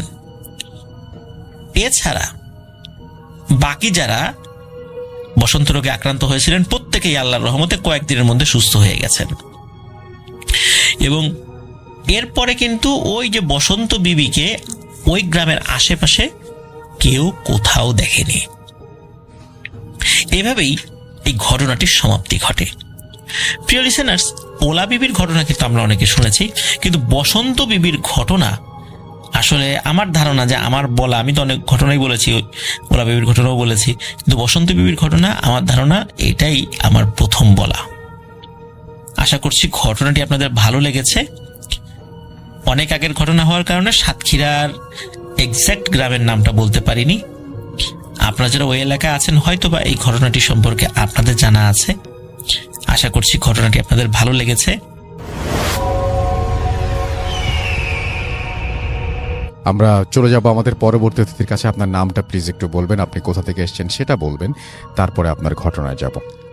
আসসালামু আলাইকুম লিসেনার, আমি এহসানুল হক ফয়সাল বলছি। আমি এসেছি মধ্যপাড়া থেকে। ওকে, শুনি আপনার ঘটনা। ঘটনাটি বেসিক্যালি আমার বাড়ি কেন্দ্রিক।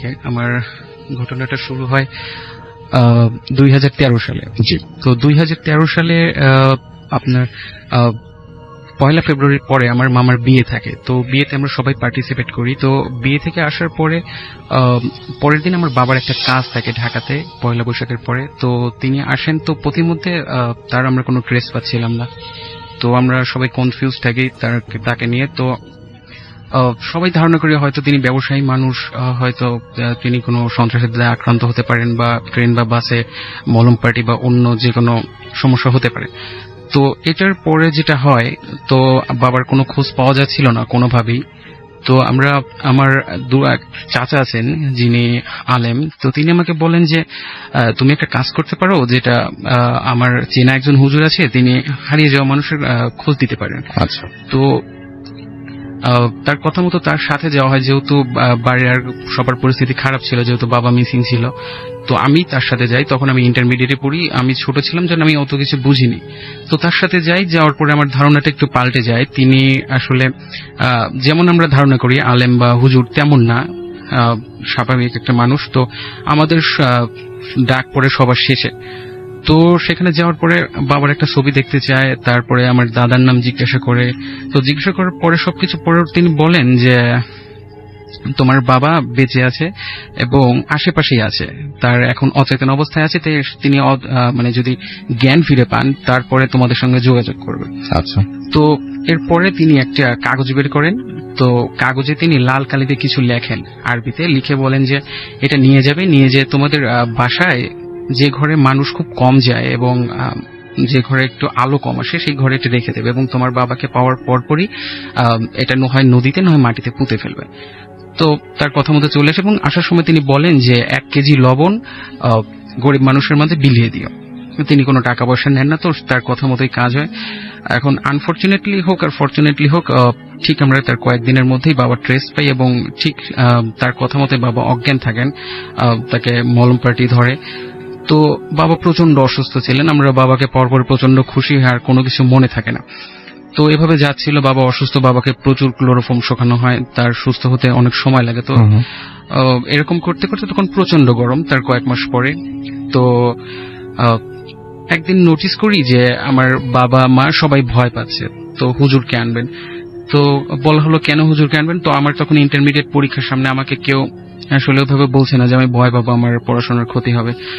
তো আমি বললাম যে কি সমস্যা আমাকে বলো। তো আমার মা যেটা বলেন যে নিচতলায় আমার দোতলায় আমার আন্টিরা থাকে, তো তারা নোটিস করে যে আমার বাসা থেকে মধ্যরাতে শিল নোড়ার আওয়াজ হয় এবং পাতা ঝাড়ু দেওয়ার আওয়াজ হয়। যেহেতু আমাদের গ্রাম এলাকা, আমাদের ওখানে প্রচুর গাছগাছালি আছে এবং ছাদের উপরও অনেক গাছ আছে।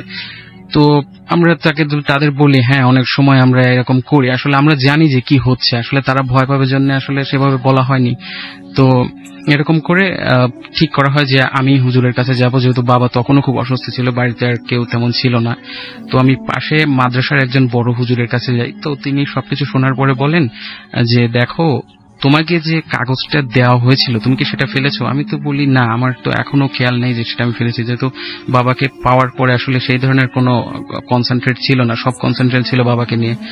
তো তিনি বলেন আসলে যেটা করছো সেটা ঠিক করোনি, আসলে এটা ব্ল্যাক ম্যাজিক, আসলে এইভাবে কোনো কিছু করতে হয় না, আসলে যেটা করবে সেটা আল্লাহ মালিক, কিন্তু তুমি যেটা করছো এখন ছোট মানুষ, কিছু করার নেই। তো তিনি আমাকে একটা প্রসিজিওর শিখিয়ে দেন, যেটা আসলে ডান হাতে শাহাদাত আঙ্গুল দিয়ে করতে হতো, তিনি আমাকে 3 দিন করতে বলেন। আচ্ছা, তো আমি করি, যেহেতু তখন ইন্টারমিডিয়েট পরীক্ষার সামনে ছিল, আমার টেস্ট পরীক্ষা হয়ে গেছে, তো আমি রাত জেগেই পড়াশোনা করতাম। তো তখন প্রসিডিওরটা খুব একটা বড় ছিল না, আঙ্গুল দিয়ে একটা প্রসিডিওর করতে হতো, শাহাদাত আঙ্গুল দিয়ে। তো আমি প্রথম 2 দিন খুব ভালোভাবেই করি এবং নোটিস করি যে আস্তে আস্তে সমস্যাটা কমছে, আসলে ছাদ ওইভাবে শব্দও পাওয়া যায় না বা শিল নোড়ার আওয়াজও পাওয়া যায় না। তো যেটা হয় আর কি, তৃতীয় দিন আমি ওদিন পড়ার চাপ বেশি থাকে, আমি অত খেয়াল করি না, কারণ সমস্যাটা অনেকাংশে কমে গিয়েছিল। তো যেটা হয়, আমি তৃতীয় দিন যখন ঘুমাবো তখন আমার খেয়াল হয় যে আজকেও তো প্রসিডিওরটা করতে হবে। তো যখন আমি প্রসিডিওরটা করতে যাই, ঠিক প্রসিডিওরটা আসলে করতে হতো বাড়ির চারদিকে 4 কোনায় আঙ্গুল দিয়ে ইশারা করে করে করতে হতো। তো লাস্ট মোমেন্টে যেটা হয়, আমি যেহেতু বালিশে শুয়েছিলাম তখন বিদ্যুৎও ছিল না, তো একটা কেউ এখন কে সেটা বলতে পারবো না, আমাকে প্রচন্ড জোরে বালিশে চাপ দিয়ে ধরে এবং আমি কোনো কথা বলতে পারছি, আমার সব সেন্স আছে, আমার অনুভূতি হচ্ছে, কারণ তখন প্রচন্ড গরম ছিল, আমি ঘামতেছিলাম, আসলে কথাও বলতে পারতেছিলাম না, আমার মুখটা হা করা ছিল। তো আমি যখন কোনো উপায় দেখতে পাচ্ছি না, আমি তখন দোয়া দরুদ পড়তেছিলাম, কিন্তু কোনো কাজ হচ্ছিল না, আমার প্রচন্ড ব্যথা পাচ্ছিলাম, কিন্তু আওয়াজ করতে পারতেছিলাম না, কারণ আমার মুখটা অনেকাংশে বালির মধ্যে ঢোকানো, মানে বালিশে ঢোকানো হয়ে গেছিল। তো যেটা হয় আর কি, আমার অ্যালার্ম দেওয়ার জন্য আমি আমার ফোনটা রাখি। তো ফরচুনেটলি স্পিড ডায়ালে আমার বাবার নাম্বার ছিল, আমি কোনো মতে অনেকটা দিশেহারার মতোই স্পিড ডায়ালে চাপ দিই। তারপরে স্পিড ডায়াল আসলে আমার আব্বুর ফোনে যায়, তো তারা দুজনই দৌড় দিয়ে আসেন, কারণ তারা জানেন যে বাসায় সমস্যা হচ্ছে, আমার কিছু হতে পারে, যেহেতু আমি রাত জেগে পড়ছি আর আমি কাজগুলা করছি। তো আসার পরে তারা দেখেন যে আমার এই অবস্থা, আমার ঘাড় একদম বাঁকা হয়ে গেছে এবং আমি কথা বলতে পারতেছিলাম, মুখ দিয়ে লালা পড়ছে। তো তারাও ভয় পান, ভয় পাওয়ার পরে হুজুরকে ডাকা হয়, হুজুর পরে দোয়া দূর করে দেন, কিন্তু এরপর থেকে আর কোনো সমস্যা হয় না। তারপর থেকে তবে একটা সমস্যা হতো যে প্রত্যেক বছর আমার বাবা একটা নির্দিষ্ট সময়ে একটু অ্যাবনর্মাল আচরণ করতেন। হয়তো দেখা যেত তিনি একা একা কোনো ঘরে একা একাই নামাজ পড়ছেন, কারোর সাথে কথা বলছেন না, আবার কখনো বেশি কথা বলছেন, আবার কখনো সারা রাত নামাজ পড়ছেন, তার মধ্যে একটু অ্যাবনর্মাল একটা ভাব দেখা গিয়েছিল, যেটা শেষ পর্যন্ত ছিল। আচ্ছা, এটাই ছিল আমার ঘর। আরো একবার আপনাদের সবাইকে স্বাগত জানাচ্ছি আমি রাসেল। আশা করছি আপনারা সবাই ভালো আছেন, ভালোর তলে আছেন। আমিও ভালো আছি আর ভালোর তলেই আছি। এবার দ্বিতীয় অডিও ক্লিপে যাব। আশা করছি প্রথম থেকে শেষ পর্যন্ত শুনবেন এবং ভালো লাগবে আপনাদের। চলুন শুরু করা যাক।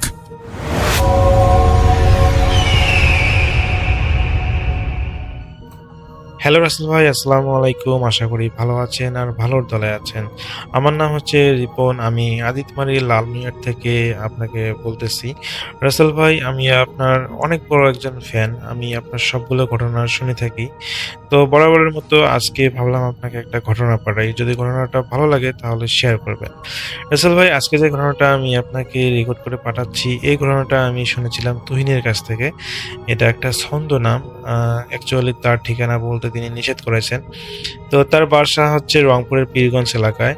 তো তুহিন যে ঘটনাটা আমাকে বলেছিল, এই ঘটনাটা ঘটেছিল তার বড় দুলাভাইয়ের সাথে নাকি ঘটনাটা ঘটেছিল। তো তুহিনের বড় দুলাভাই ছিলেন পেশায় একজন ঢাকা মেট্রোপলিটন পুলিশে চাকরি করতেন। তো ঘটনাটা ঘটেছিল আজ থেকে প্রায় 15 বছর আগে। সেই সময় ঈদুল ফিতরের পরে আর কি, আনুমানিক 2 থেকে 3 দিন পরের ঘটনা এটা। তো রাসেল ভাই, আপনি হয়তো ভালো করেই জানেন যে ঈদের সময় আসলে, বিশেষ করে ঈদের পরে দিনগুলোতে দেখা যায় যে কয়েকদিনের জন্য ঢাকা শহর একদম ফাঁকা হয়ে যায় এবং মানুষজন থাকে না, দোকানপাট সব বন্ধ। ঢাকা ঢাকা শহর যেন ঢাকা শহর থাকে না, দেখা যায় একটা নিস্তব্ধতায় ডুবে থাকে। তো এই ঢাকা শহরের নিরাপত্তার জন্যই আসলে পুলিশকে রাত বিরাতে টহল দিতে হয়। তো সেদিন আসলে তুহিনের দুলাভাই এবং তার সাব ইন্সপেক্টর জহির, তো দুইজনেই আর কি সেদিন টহল দেওয়ার দায়িত্ব পড়ে হচ্ছে মোহাম্মদপুর এলাকার সীমানায়, ধানমন্ডি আর মোহাম্মদপুর এলাকাটা, এই সীমানায় আসলে তারা আসলে ছুটি পায়নি, যার কারণে তাদেরকে টহল দিতে হচ্ছিল। তো ঘটনাটা সেদিনেই ঘটে। তো রাত প্রায় 2:30 বাজে। সেই সময় তারা লক্ষ্য করে যে আশেপাশে চারপাশটা একদম শুনশান, যেহেতু গাড়ি ঘোড়া ওইভাবে চলতেছে না, মাঝে মাঝে অনেকক্ষণ পর পর একটা করে গাড়ি চলতেছে, এতটাই শুনশান ছিল। তো রাস্তার ল্যাম্পপোস্টের আলোগুলো তারা লক্ষ্য করে যে মাঝে মাঝে নেমে যাচ্ছে, আবার মাঝে মাঝে সবসময় জ্বলে আছে, এরকম। তো জহির সাহেব আর আরিফ তাদের টহল ভ্যান করে ধানমন্ডি 15 নম্বর লেকের পাশে রাস্তা দিয়ে যাচ্ছিলেন। তো হঠাৎ তারা দেখলেন যে রাস্তার মোড়ে একটা ট্রাফিক পুলিশ বক্সের সামনে একজন পুলিশ দাঁড়িয়ে আছেন। তাকে দেখে মনে হচ্ছে যে তিনি হলো টহলরত বা দায়িত্বরত অবস্থায় আছেন। তো জহির সাহেব এটা দেখে তো বেশ অবাক হলেন, কারণ তিনি ভালো করে জানেন যে এত রাতে এখানে তো কারোর ডিউটি থাকার কথা না। তাহলে এটা আবার কোন পুলিশ যে এখানে ডিউটি পালন করতেছে তাদের এরিয়াতে? তো তিনি সেই লোকটার সামনে গেলেন এবং গাড়ি থেকে জানালা দিয়ে উকি দিয়ে লোকটাকে জিজ্ঞেস করলেন, কে আপনি? এখানে আপনি এত রাতে কি করছেন? কিন্তু সেই লোকটা কোনো কথা বললো না, শুধু হাত দিয়ে সামনের দিকে ইশারা করলো এবং কোনো কিছু বোঝাতে চাইলো। তো জহির সাহেব দেখলেন লোকটার হাতটা অস্বাভাবিক লম্বা এবং তার গায়ের পুলিশের ইউনিফর্মটা অনেক পুরনো আমলের, যেটা এখন আর ব্যবহার করা হয় না। এখানে জহির এবং আরিফ যে ইউনিফর্ম পরে আছেন সেই ধরনের ইউনিফর্ম না, এটা ওই লোকটা একটা পুরনো কালের ইউনিফর্ম পরে আছে। তো জহির সাহেব কোনো কিছু ভাবলেন না, যে সামনে যেহেতু কোনো কিছু ইশারা করছেন, হয়তো সামনে কোনো কিছু আসছে। তো তিনি হলো সামনের দিকে যখন গাড়িটা এগিয়ে নিলেন, তখন রহস্যটা একটু দানা বাঁধতে শুরু করলো। তো আরিফ কনস্টেবল হঠাৎ আয়নায় তাকিয়ে চিৎকার করে উঠলো। তো তিনি দেখলেন যে ট্রাফিক পুলিশকে তারা ছেড়ে এসেছে, সেই ট্রাফিক পুলিশটা এখন তাদের পিছনে দৌড়াচ্ছে এবং সেটা শুধু 2 পা দিয়ে না, যেন 2 পায়ের সাথে সাথে মাঝে মাঝে হাত দিয়ে 4 পা দিয়েই দৌড়াচ্ছে, এরকম আর কি ভঙ্গিমায়। 2 পা এবং দুই হাত দিয়ে যেন এতটা স্পিডে দৌড়াচ্ছে, যেটা একদম অস্বাভাবিক। একদম কুকুরের মতো প্রচন্ড গতিতে তাদের গাড়ির পিছনে ছুটতেছে সেই ট্রাফিক পুলিশটা। তো জহির সাহেব ড্রাইভারকে গতি বাড়াতে বললেন, কিন্তু অদ্ভুত ব্যাপার হলো, ঢাকা শহরের চেনা রাস্তাগুলো যেন হঠাৎ অচেনা হয়ে গেল। তারা যে গলি দিয়ে ঢুকেছেন, ঘুরে ফিরে আবার সেই লেকের ধারে চলে এসেছে। তো জহির সাহেব দেখলেন যে গাড়ির ড্যাশবোর্ডে ওয়াকি টকিটা থেকে কোনো সিগন্যাল আসতেছে না, শুধু এক ধরনের ঘর ঘর আওয়াজ হচ্ছে। তো রহস্য তখনই চরম পর্যায়ে পৌঁছায় যখন রাত প্রায় 4টা বাজে। জহির সাহেব দেখলেন যে ধানমন্ডির সেই আধুনিক দালানগুলো যেন মুহূর্তের মধ্যে কয়েকশো বছর পুরনো হয়ে গেছে। প্লাস্টারগুলো খসে পড়েছে, দেয়ালের রংগুলো নষ্ট হয়েছে, যেন দেয়ালগুলো একদম লতাপাতায় ঘেরা জনশীর্ণ অবস্থায় দেখা যাচ্ছে। তো হঠাৎ জহির সাহেব দেখলেন গাড়ির পিছনের সিটে সেই ট্রাফিক পুলিশটা বসে আছে। এটা দেখে তো তিনি প্রচন্ড পরিমাণ ভয় পেলেন এবং সেই সাথে তিনি লক্ষ্য করলেন যে সেই ট্রাফিক পুলিশটা সে এগিয়ে এসে তার কনস্টেবলের ঘাড়ে এসে চাটতেছে। সেই সময় আরিফ দেখলেন এবং সেটা দেখে তো প্রচন্ড পরিমাণ ভয় পেলেন এবং চিৎকার দিলেন এবং সেই সাথে জহির সাহেব এটা লক্ষ্য করলেন সেই লোকটার চোখ দুটো যেন স্বাভাবিক মানুষের মতো নয়, সেখানে গর্ত, আর গর্ত কতটুকু যেন মার্বেলের মতো স্থির। সে তার লম্বা জিভ দিয়ে আরিফ কনস্টেবলের ঘাট লাগাতার চাটতেছে। তো আরিফ ভয়ে কুঁকড়ে গেল এবং চিৎকার দিল। তার সারা শরীরে যেন বরফের মতো ঠান্ডা হয়ে গেল, এতটাই ঠান্ডা সেই যেটা হলো ট্রাফিক পুলিশের জিপাটা। সেই সত্তাটা এবার জহির সাহেবের দিকে ঝুঁকে এসে খসখস করায় কিছু একটা বলার চেষ্টা করলো, কিন্তু জহির সাহেব কোনো কিছু বুঝলেন না। তো জহির সাহেব দেখলেন তাদের টহল ভ্যানটা মাটি থেকে শূন্য ভাসতেছে এবং সেই অবয়বটা তাদের দিকে তাকিয়ে, দুজনের দিকে তাকিয়ে হাসতেছে। তারা লক্ষ্য করেছে চারপাশে গাছপালা থেকে শত শত ছায়া নেমে এসে গাড়িটিকে যেন ঘিরে ধরছে। তারা সবাই পুলিশি ইউনিফর্ম পরা ছিল, কিন্তু তাদের মাথার কোনো খুলি নেই। তারা সবাই মিলে গাড়িটার বডিতে যেন তাদের গ্লাসগুলো ভেঙে ফেলা এবং হচ্ছে বডি ভেঙে যেন গাড়িটার বডি ভেঙে যেন ভিতরে আসবে এই ধরনের আচরণ করতেছে। গাড়িটার মধ্যে তারা আছড়াতে শুরু করলো, মানে নখ দিয়ে। তো জহির সাহেব দেখলেন তার নিজের হাতের চামড়াগুলো ধীরে ধীরে নীল হয়ে যাচ্ছে এবং তার আঙ্গুলগুলো অস্বাভাবিক লম্বা হয়ে যাচ্ছে। তিনি বুঝতে পারলেন যে এই অশরীরী শক্তি তাদেরও তাদের মতো বানিয়ে ফেলতে চাইছে। তারা ঠিক যেরকম তাদেরকেও, আর তাদের দুজনকেও ঠিক তাদের মতো করে বানাতে চাচ্ছে। ওই সময় জহির সাহেব তার পকেট থেকে একটা তসবিহ বের করেন। আসলে জহির সাহেব নামাজি ছিলেন, তিনি 5 ওয়াক্ত নামাজ পড়তেন সেই সময় থেকে। তো সেই সময় যখন তিনি তসবিহ পড়ে জোরে জোরে দোয়া পড়তে শুরু করলেন, হঠাৎ একটা বিকট আর্তনাদ দিয়ে সেই পুরো শহরটা যেন দুলে উঠলো। একটা যেন মনে হচ্ছিল, তাদের কাছে মনে হচ্ছিল একটা ভূমিকম্প হয়ে গেল। একটা তীব্র আলো ঝলকানি লাগলো তাদের চোখে এবং সেই আলোর ঝলকানিতে তারা তাদের জ্ঞান হারিয়ে ফেলে দুজনেই। তো পরের দিন ভোরে ধানমন্ডির লেকের পাশে টহলরত এক পুলিশ দল তাদের ভ্যানটাকে উদ্ধার করে। তারা দেখে যে গাড়িটা রাস্তা মাঝখানে একদম উল্টে পড়ে আছে। জহির সাহেব আর আরিফের উদ্ধার করে দ্রুত রাজারবাগ পুলিশ হাসপাতালে নিয়ে যাওয়া হয়। তো হাসপাতালে ভর্তি হওয়ার পর ডাক্তাররা একটা অদ্ভুত সমস্যা পড়েন।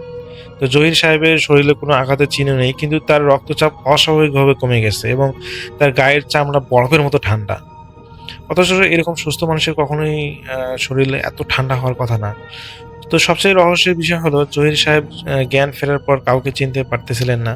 তিনি সারাক্ষণ বিড়বিড় করে অজানা কোনো ভাষায় কথা বলতেছিলেন এবং ঘরের অন্ধকার কোণার দিকে তাকিয়ে ভয়ে চিৎকার করতেছিলেন ক্ষণিকে ক্ষণিকে। তো ডাক্তাররা যখন তাকে ইনজেকশন দিতে যেতেন, তখন দেখা যেত যে তার শিরাগুলো নিজে থেকেই নীল হয়ে ফুলে উঠেছে। তো জহির সাহেব প্রায় 7 দিন হাসপাতালে থাকার পর যখন জহির সাহেবের অবস্থা কোনো উন্নতি হলো না, তখন তুহিন ভাইয়ের পরিবার সিদ্ধান্ত নিলেন তাকে একজন অভিজ্ঞ হুজুর দেখাবেন। তো তারা ঢাকার অদূরে সাভারের এক পীর সাহেবের কাছে জহির সাহেবকে নিয়ে যান। সেই হুজুর জহির সাহেবকে দেখেই একটা দীর্ঘশ্বাস ফেলেন এবং তিনি বলেন যে জহির সাহেবকে যে জিনিসটা ধরেছে সেটা এই দুনিয়ার নয়, এটা একটা খুবই খারাপ একটা জিন, যারা পুরনো শহরের নির্জনতায় পাহারা দেয়। তো জহির সাহেব ওই রাতেই এমন এক সীমানা পার করেছিলেন যেখানে আসলে মানুষ প্রবেশ নিষেধ। সেই জায়গায় আসলে তারা প্রবেশ করার কারণে তাদেরকে আসলে এই জিনটা আক্রমণ করে। তো হুজুর একটি তামাটে পাত্রে পানি নিয়ে তাতে অনেকক্ষণ কোরআন তেলাওয়াত করলেন এবং জহির সাহেবের চোখে মুখে ছিটিয়ে দিলেন পানি। এবং পানি স্পর্শ করার সাথে সাথে জহির সাহেব একটা বিকট একটা চিৎকার দিলেন। মনে হলো তার ভিতর থেকে অন্য কেউ আর্তনাদ করতেছে। তো হুজুর তখন জহির সাহেবের কপালে হাত রেখে বললেন, আল্লাহর হুকুমে এই শরীরটা ত্যাগ করো। এবং এটা যখন বলার সাথে সাথে হঠাৎ করে পুরো ঘরটায় একটা অদ্ভুত গন্ধে ভরে গেল এবং জহির সাহেবের মুখ থেকে কালো ধোঁয়ার মতো কিছু একটা বের হয়ে জানালা দিয়ে চলে গেল। তো মুহূর্তের মধ্যে জহির সাহেবের গায়ের সেই নীল সপসপ দাগগুলো থেকে এখন স্বাভাবিক হতে শুরু করলো এবং তিনি একটা সময় স্বাভাবিক হয়ে গেলেন এবং সুস্থ হওয়ার পর জহির সাহেব সবাইকে চিনতে পারলেন। কিন্তু তিনি একটা অদ্ভুত অভিজ্ঞতার কথা শোনালেন। তিনি বললেন, যখন তিনি হাসপাতালে ছিলেন তখন তিনি দেখতেন যে শত শত ইউনিফর্ম পরা ছায়া তার বিছানার চারপাশে দাঁড়িয়ে আছে এবং তাকে ফিরে যাওয়ার জন্য ডাকতেছে। তো হুজুরের চিকিৎসার পর তিনি এখন পুরোপুরি সুস্থ। তবে তিনি আর ঢাকা শহরে পুলিশের চাকরি করার সাহস পাননি। তিনি বদলি নিয়ে গ্রামে চলে আসেন। আজও যখন ঈদুল ফিতরের পর ঢাকা শহর ফাঁকা হয়, জহির সাহেব তার যে ঘরের জানালা আছে সবকিছু বন্ধ করে দেন, কারণ তিনি জানেন সেদিন তার সাথে কি ঘটনাটা ঘটেছিল এবং সেই ঘটনাটা আসলে এখনো পর্যন্ত তিনি আসলে ভয় পান, সেদিনের কথা মনে পড়ে। তো রাসেল ভাই, এই ছিল ঘটনা। তুহিনের ঘটনাটা আমার কাছে ভালো লেগেছে, যার কারণে আপনার কাছে শেয়ার করা। আমি জানি না ঘটনাটা কতটুকু ভালো লাগবে শ্রোতাদের কাছে, তবে এটা একটা সত্য ঘটনা। যদি ভালো লাগে অবশ্যই শেয়ার করবেন। ভালো থাকবেন, সুস্থ থাকবেন, এই প্রত্যাশায়। আল্লাহ হাফেজ।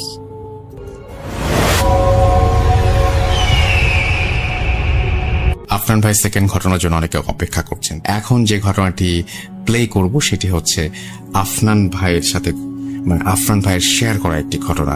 আশা করছি যে এই ঘটনাটি আপনাদের ভালো লাগবে। তো আমি প্লে করব সেই ঘটনাটি এবং আশা করছি যে এই ঘটনাটিও আপনাদের ভালো লাগবে। চলুন শুনে আসি। প্রিয় লিসেনার্স, আসসালামু আলাইকুম। আমি আফনান, আশা করি সবাই ভালো আছেন, সুস্থ আছেন।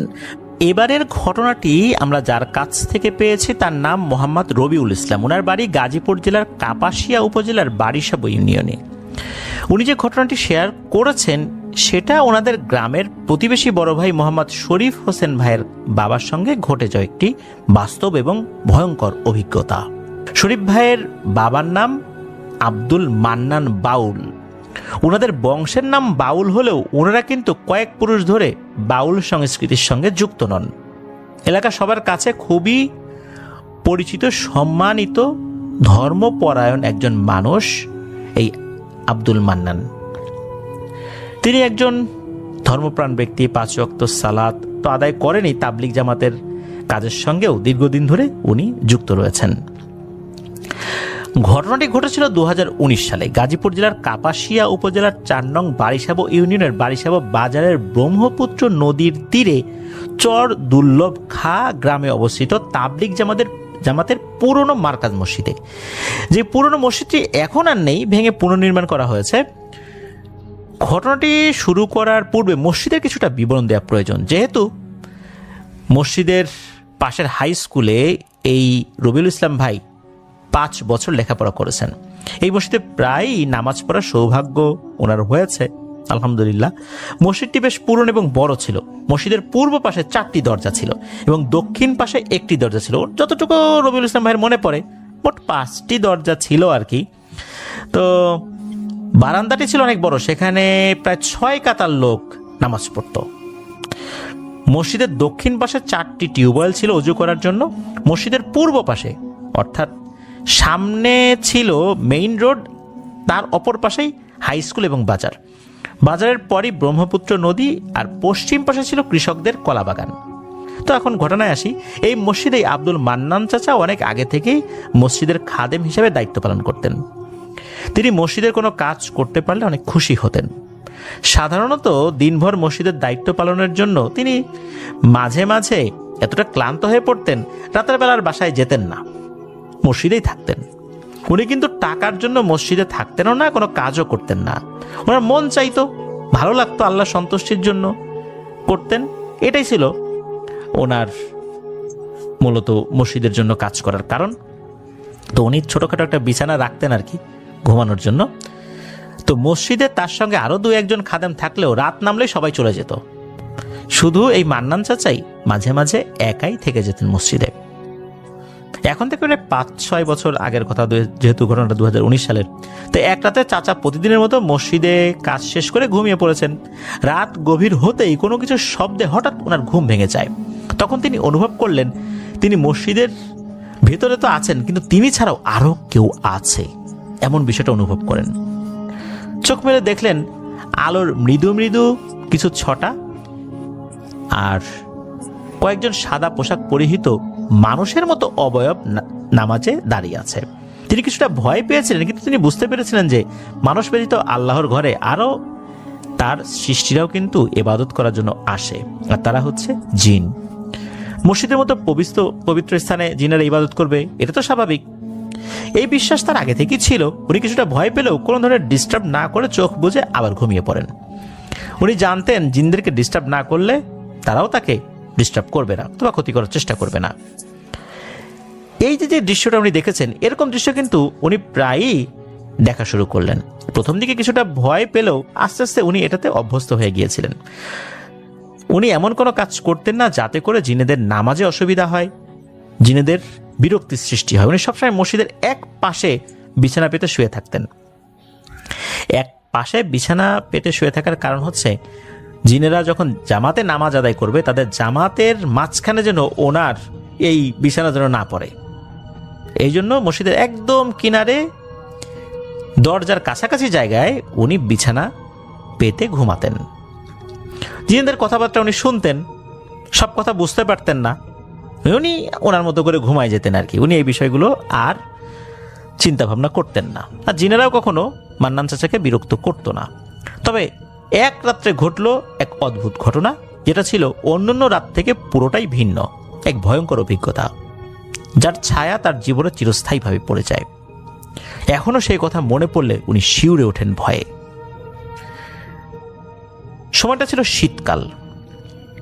ওই গ্রামের মানুষজন এখনো শীতকালে খুবই দ্রুতই শুয়ে পড়ে। তবে মসজিদের সামনের হাই স্কুলের ছেলেরা ব্যাডমিন্টন খেলতো মাঝরাত পর্যন্ত, এবং মাঠের এক পাশে লাকড়ি দিয়ে আগুন জ্বালিয়ে আগুন পোহাতো। সেই রাত্রে চাচাও যথারীতি মসজিদের কাজ শেষ করে শুয়ে পড়েছেন। রাত গভীর হতেই হঠাৎ করে ঘুমের মধ্যে অনুভব করলেন কেউ একজন হেঁটে তার কাছে আসছে। তার কানে ভেসে এলো এক অদ্ভুত গম্ভীর কণ্ঠস্বর। তিনি শুনতে পেলেন কেউ একজন নমনীয়ভাবে বলছে, আব্দুল মান্নান, ঘুম থেকে ওঠো, আজ আমাদের একজন ভাই মারা গিয়েছে, তুমি উঠে জানাজা পড়ো। এই মসজিদে সেও নামাজ পড়তে আসতো, যেহেতু তুমি সবসময় এখানে শুয়ে থাকো, তার জানাজার নামাজে তোমাকেও কি শরিক হতে হবে না? তোমারও কি শরিক হওয়া উচিত নয়? আব্দুল মান্নান, ওঠো ওঠো ওঠো, আমাদের একজন মারা গেছে, ওঠো, জানাজা পড়তে হবে। এই একই কথা বেশ কয়েকবার বলে বলে ওনাকে নাম ধরে ডাকছিল। শুধু এই একজনের আওয়াজ ছাড়া চারপাশ ছিল একদম নিস্তব্ধ। অন্যান্য সময় অনেক মানুষ কথা বললে যেরকম গম গম করে চতুর্দিকে, ওরকম হতো, কিন্তু আজ শুধু একজনের কণ্ঠ। চাচা ভয়ে ধীরে ধীরে চোখ মেলে মাথার উপর থেকে কাঁথাটা সরিয়ে তাকালেন। উনি দেখলেন একজন লম্বা আকৃতির সাদা পাগড়ি এবং ঝকঝকে ধর্মীয় পোশাক পরিহিত ব্যক্তি তার সামনে দাঁড়িয়ে আছেন। ওই ব্যক্তি থেকে কিছুটা দূরে একটি খাটিয়াতে একজন ব্যক্তির মৃতদেহ শোয়ানো ছিল। মান্নান চাচা আরো দেখতে পান চারপাশে হাজার হাজার মানুষ জানাজার সালাত আদায় করার জন্য দাঁড়িয়ে আছে, একই ধরনের কাপড় পরিধান করে। তিনি যেই দৃশ্যটি দেখে সবচেয়ে বেশি অবাক হন এবং ভয় পান সেটি হচ্ছে, চাচা যেই মসজিদের ভেতরে শুয়েছিলেন সেই মসজিদের কোনো অস্তিত্বই এখানে নেই। নেই তো নেই, মসজিদ নাই। যতদূর চোখ যাচ্ছে শুধু মানুষজন দেখা যাচ্ছে। জানাজার সালাত আদায়ের জন্য সবাই অপেক্ষা করছে, আর কিছুই উনি দেখতে পাচ্ছেন না। উনি বেশ অবাক হলেন এবং ভয়ও পেলেন, যারা আমি তো শুয়েছিলাম মসজিদের ভিতরে, কিন্তু এটা কোন জায়গা? চারদিকে শুধুই মানুষ, কিন্তু তারা কেউ কথা বলছে না, নড়ছে না, তাকাচ্ছে না কেউ কারো দিকে। লম্বা লম্বা সব অবয়ব সাদা কাপড়ে মোড়া দাঁড়িয়ে আছে জানাজার লাইনে। চাচার শরীর তখন অবশ হয়ে আসছিল, মুখ দিয়ে কোনো কথাই বলতে পারছিল না, কিন্তু সেই ব্যক্তি শুধু বারবার বলেই যাচ্ছিল, আব্দুল মান্নান, আসো আমাদের সাথে, জানাজার সালাত আদায় করো। মান্নান চাচা কিন্তু ভালো করে বুঝতে পারলেন যে এরা কেউ মানুষ নয়। তখন জানাজার সালাত আদায় করবেন কি করবেন না, এইটা তো একটা চিন্তা। আর একটা চিন্তা হলো যে জানাজার সালাত আদায় করবেন, তো ঘুমিয়েছিলেন, উনি তো অজু না, এখন অজুটা তো করতে হবে, কিন্তু উনি কোথায় আছেন এরই তো বুঝতে পারছেন না, পানি কোথায় পাবেন, এটা আর একটা বিষয়। এখন উনি কোন জগতে আছেন, জিনেদের জগতে না অন্য কোথাও? যেহেতু উনি শুয়েছিলেন মসজিদের ভেতরেই, তার বিছানা টিছানা সবকিছু ঠিকঠাক ছিল, উনি বুদ্ধি করে কি করছেন সেটা হচ্ছে যে উনি কোন দরজার দিকে শুয়েছিলেন এইটা উনি শনাক্ত করার চেষ্টা করেছেন। কারণ উনি নির্দিষ্ট জায়গায় ঘুমাতেন, তো ওখান থেকে কোন দরজা কতটুকু দূরে এটা সম্পর্কে ওনার ধারণা ছিল।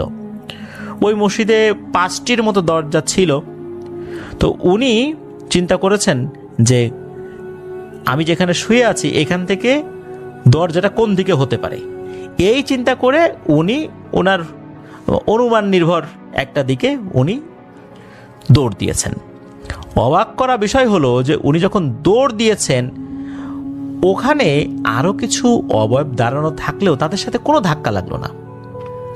ধাক্কা লাগলো না এই কারণে মনে হচ্ছে যে উনি স্বাভাবিকভাবে হেঁটে যাচ্ছেন। আমরা যখন সামনের দিকে আগাই বাতাসের সাথে কি আমাদের ধাক্কা সেভাবে অনুভব আমরা করি না। তাদের সাথে কোনো ওরকম ধাক্কা লাগার অনুভূতি তার হয়নি। তার সাথে ওই একজন ব্যক্তি ছাড়া, অর্থাৎ মান্নান চাচার সাথে ওই একজন ব্যক্তি ছাড়া কারো কথা হয়নি। সৌভাগ্যজনকভাবে উনি অনুমান করে যে দরজার দিকে গিয়েছিলেন এবং ওখানে গিয়ে হাত রেখেছেন, অদ্ভুত ব্যাপার, সত্যি উনি দরজাটা ধরতে পেরেছিলেন। যখনই ধরেছেন তখনই দেখেন যে উনি মসজিদেই আছেন। উনি মসজিদ থেকে বের হন, বের হয়ে উনি দৌড়াতে থাকেন। দৌড়াতে দৌড়াতে মসজিদের সীমানা পার করে রাস্তা দিয়ে বাজারের দিকে ছুটতে লাগলেন। তখন কিন্তু আর কোনো জিনিস উনি দেখেন নাই।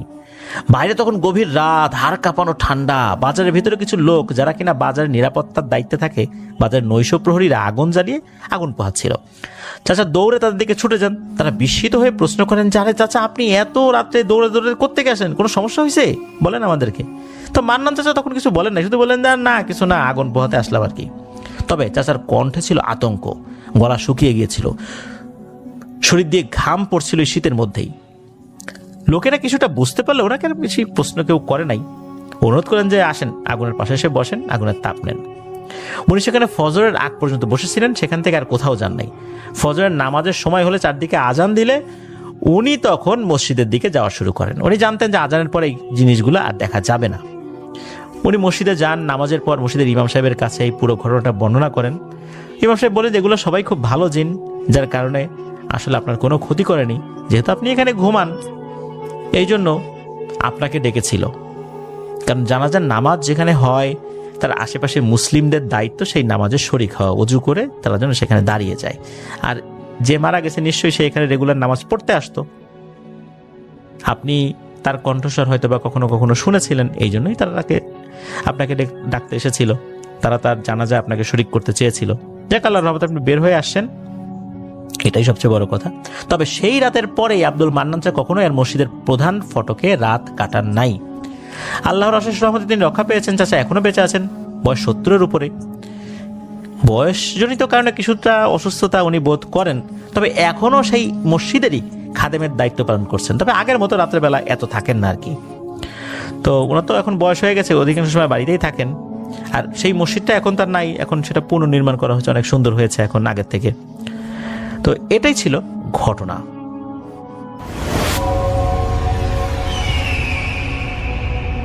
আরও একটা ঘটনায় চলে যাব আমরা, এবং এই ঘটনাটা একটা অডিও ক্লিপ। চলুন শুনে আসি অডিও ক্লিপটি। আশা করছি এই অডিও ক্লিপটিও আপনাদেরকে অনেক অনেক আনন্দ দেবে। চলুন শুনে আসি।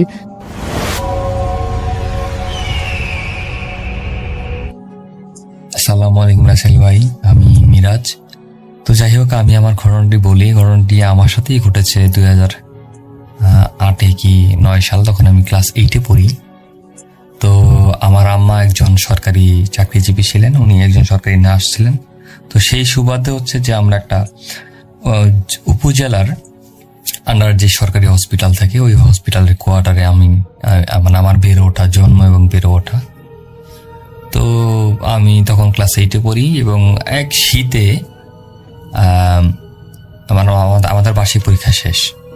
তো আমার খালাতো ভাই হচ্ছে, ও আমার সাথে পড়ে, ওরা হচ্ছে মুন্সিগঞ্জ থাকে। ও আমার খালাতো ভাই, আমার খালাতো বোন এবং আমার খালা, ওনারা মানে আমাদের এখানে বেড়াইতে আসে, আমাদের বাসায় বেড়াইতে আসছে। তো একদিন চিন্তা করলাম যে কি করব, আমার খালাতো ভাইকে নিয়ে একদিন রাতে চিন্তা করলাম যে বের হবো। দেখ, সন্ধ্যার দিকে আমরা বাসায় পিঠা বানাইছে, ওই শীতের যে জ্যাকেট থাকে, জ্যাকেটের পকেটে কিছু পিঠা নিয়ে নিয়েছি। আমরা ছোট মানুষ, আমাদের কাছে তো এরকম টাকা পয়সা তখন দেয়ও না। ওই পিঠা নিয়ে গেছি উপজেলায়। উপজেলা হচ্ছে যে এখানে সরকারি স্টাফ কোয়ার্টার গুলা থাকে, এবং চারিদিকে বাউন্ডারি থাকে আর কি, ওয়াল করা। ওইটার মাঝখানে হচ্ছে একটা বিশাল বড় পুকুর আছে, দিঘির মতোই আর কি। এবং এই দিঘির পাশে যে কটা কোয়ার্টার আছে, এই কোয়ার্টারের মাঝখানে একটা কোয়ার্টার আছে। সেই কোয়ার্টারের সামনে একটা বাদাম গাছ, এবং নিচে একটা দোলনা থাকে, বাচ্চারা যেসব দোলনা কি হয় আর কি বসে। তো তার থেকে প্রায় 40-50 কদম দূরে একটা বাড়িতে বিয়ে হচ্ছিল আর কি, মানে বিয়ের অনুষ্ঠান। তো আমার খালাতো ভাইকে নিয়ে ওইখানে যাই রাতে বেলায়, শীতকাল। তো যাওয়ার পরে দেখি ওই বাদাম গাছের ওইখানে, তো রাসেল ভাই একটা ঘটনা, সেটা হচ্ছে ওই যে কোয়ার্টারের কথা বলতেছি আর কি, যে বাদাম গাছের পিছনে যে কোয়ার্টার, তো ওই কোয়ার্টারের নিচে যতটুকু শুনতে পারছি, মানে উপজেলা অনেক লোকজন, মানে স্টাফ বা যারা পুরাতন স্টাফ ছিল, তারা অনেকে বলছে যে ওইখানের মানে স্থানীয় যারা, তারাও বলছে যে যুদ্ধের সময় নাকি ওইখানে অনেক মানুষজন মারছিল, বাঙালি মারছে আর কি। ওইখানে মেরে ওই নিচে হচ্ছে মাটি চাপা দিছে। এরপর ওই পরে অনেকদিন যাওয়ার পরে এখানে পরে বিল্ডিং করছে। তো এখানে যাওয়ার পরে দেখি যে ওই বাদাম গাছের নিচে অন্ধকার, সব জায়গায় আলো আছে, কিন্তু বাদাম গাছের নিচে মোটামুটি গাছের নিচে এমনি অন্ধকার থাকে, কিন্তু ওই জায়গাটা ডার্ক অন্ধকার মনে হইতেছিল। ওখানে ল্যাম্পোস্ট, সব জায়গায় ল্যাম্পোস্ট ঠিক, ওই জায়গায় ল্যাম্পোস্টটা নষ্ট। তা আমার খালতো ভাই নিয়ে যাই, যাওয়ার পরে দেখি যে ওই ল্যাম্পোস্ট নিয়েছে দোলনার মধ্যে একটা ছেলে বসে রয়েছে আমাদের বয়সী। তো চিনি না, ও চেনা। তা আমি বলছি যে বিয়ের বাড়ির হয়তো বেড়াইতে আসছে। তো ওইখানে একটা রুলার ছিল, তার থেকে 20 হাত দূরে, 20-25 হাত দূরে একটা রুলার ছিল। রুলার হচ্ছে যেটা রাস্তা, যে পিচঢালের রাস্তা সমান করে, ওইখানে রাখা আর কি। তা আমি খালতো বাড়ি নিয়ে ওইটা উপরে উঠছি। ওইটা পরে আমরা অনেকক্ষণ বৈশা দিচ্ছি। পরে চিন্তা করলাম যে খিদা লাগছে, একটু পিঠা খাই। পকেট থেকে ওই পিঠা বাই করছি আর কি। পিঠা বাই করে আমি একটা খাইছি। তো দেখলাম যে ছেলেটা তখন পর্যন্ত সোজা, একদম সোজা স্ট্রেট বৈশা রয়েছে। স্ট্রেট বৈশা সোজা তাকায় রয়েছে, এইদিকেও তাকায় না ওদিকেও তাকায় না। তো যখন দেখলাম যে পিঠাটা একটু মুখে বাইর থেকে বাই, মানে পকেট থেকে বাই করলাম, ছেলেটা ঠাস করে আমাদের দিকে চাইলো, মানে বাম দিকে, আমরা বাম দিকে ছিলাম। আমার মাথা সোজা করে সোজা চায় রয়েছে। পরে আমি আমার খালতো ভাই, না আমার একটু কেমন লাগে, ছেলেটা একটু মানে অদ্ভুত লাগতেছে। পরে আমার ছেলে খালতো বাড়ি নিয়ে কই কি, তাহলে চল আমরা একটা কাজ করি, আমরা পুকুরটা একটু ঘুরি, মানে দেখি যে এই দিঘিটা। আমরা ঘুইরার দিকের ওই মাথায় গেছে, ওই মাথায় পুরোটা জায়গাটা ঘুরছি। ঘুরে দেখি দূরের থেকে চাই দেখি ছেলেটা যেরকম বসে রয়েছে ওই রকম, লড়েও না চড়েও না, মানুষ একটু মুভ টুপ করে আর কি। তো কিছুক্ষণ পর গেলাম ছেলের কাছে। মানে আমাদের টার্গেট ছিল যে আমরা দোলনায় বসবো, আমরা ছোট মানুষ এইটা বলি, দোলনায় বসবো, আমরা একটু গল্প টল্প করবো আর কি। তো আমরা দুজন মানে আমরা খালতো বাড়ি নিয়ে গেলাম। ওইখানে যাওয়ার পর ছেলেটারে সামনে গেলাম, ছেলেটা আমাদের দিকে কথা তাকায় না। তারপর ছেলেটারে বললাম যে ভাইয়া আসলে আমার খালতো ভাই তো অনেক দূরের থেকে আসছে, তো আমি এখানে বসতাম আর কি, আপনি যদি কিছু না মনে করেন। তো ছেলেটা কিছু বলে নাই, ছেলেটা আস্তে করে উঠা, ও সোজাই উঠছে, সোজা আস্তে করে বিয়ে বাড়ির দিকে চলে গেল। তো আমরা প্রায় 5-7 মিনিট এখানে বসে রয়েছি। ছেলেটা আবার আসছে, আইসা আমাদের সামনে দাঁড়ায়, চুপ করে দাঁড়াইছে, কিছুই বলে না। তো ছেলেটাকে জিজ্ঞেস করলাম যে ভাইয়া দাঁড়াইছেন, কিছু বলবেন না? কিছু বলে না। পরে আমি জিজ্ঞেস করলাম ভাই আপনি কোথায় আসছেন? ইশারা দিয়ে বলে যে বিয়ে বাড়ি আসছে আর কি, বুঝাইলো। পরে জিজ্ঞেস করলাম ভাই আপনি কোন ক্লাসে পড়ো, মানে তুমি করে বলতেছিলাম, তুমি কোন ক্লাসে পড়ো? পরে বলছে আমি 2তে পড়ি। কিন্তু আমরা পড়ি 8-এ, ও বলছে 2তে পড়ে। খুবই আশ্চর্যকর বিষয়, তোর কথাবার্তা মুভমেন্ট খুব আশ্চর্যকর। পরে জিজ্ঞেস করলাম যে তুমি কোথা থেকে আসছো? পরে বলে যে আমি বগুড়া থেকে আসছি। কিভাবে আসছো? বাসের পিছের যে হ্যান্ডেল মানে থাকে আর কি, আগে তো পুরান বাসগুলো তো অনেক চঙ্গা ছিল, মানে আশেপাশে সাইড দিয়ে চঙ্গা থাকতো, ওই চঙ্গা ধরে নাকি আসছে। খুবই আশ্চর্যকর কথাবার্তা। পরে মানে আমার কাছে এত সুন্দর লাগতেছে, ছেলেটা এইভাবে কথাবার্তা, পাগল নাকি? পরে আমার কাছে একটু সুন্দর লাগছে, আমার এক মামাতো ভাই বলছিল কি, কিছু যদি কোনো মানুষের যদি আসার ব্যাপার একটু উল্টাপাল্টা দেখো, বা যদি একটু অদ্ভুত দেখো, বা যদি মানে অন্যরকম দেখো, তাহলে পায়ের নিচে তাকাবা। তাই পায়ের নিচে তাকায় দিয়ে কি ভাই, পায়ের নিচটা এলো একটু খালি খালি, এবং মনে হতেছে যে 0 থেকে প্রায়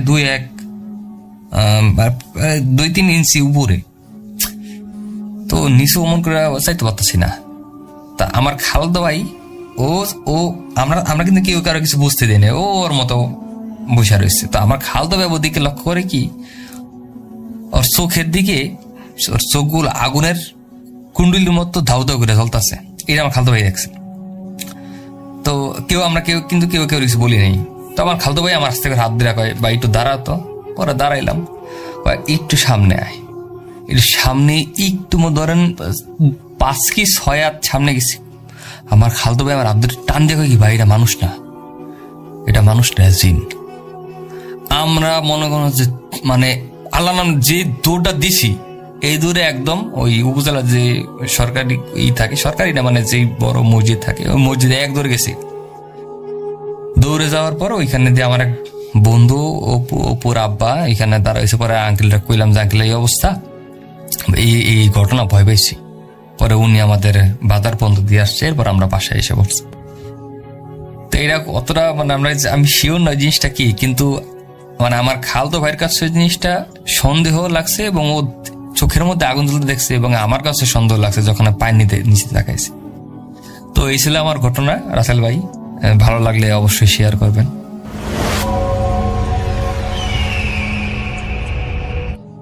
আরও একবার আপনাদের সবাইকে স্বাগত জানাচ্ছি আমি রাসেল। আশা করছি আপনারা সবাই ভালো আছেন এবং ভালোর দলে আছেন। আর সেই সাথে আমাদেরকে এভাবে সাপোর্ট করে যান, আমাদের সঙ্গে থাকুন। আমরা দারুণ দারুণ সব ঘটনা নিয়ে রেগুলার আপনাদের কাছে ফিরে আসতে চাই। আমরা কথা না বাড়িয়ে সরাসরি এখন আমাদের পরবর্তী অডিও ক্লিপে যাচ্ছি। আশা করছি অডিও ক্লিপটিও আপনারা অনেক বেশি উপভোগ করবেন।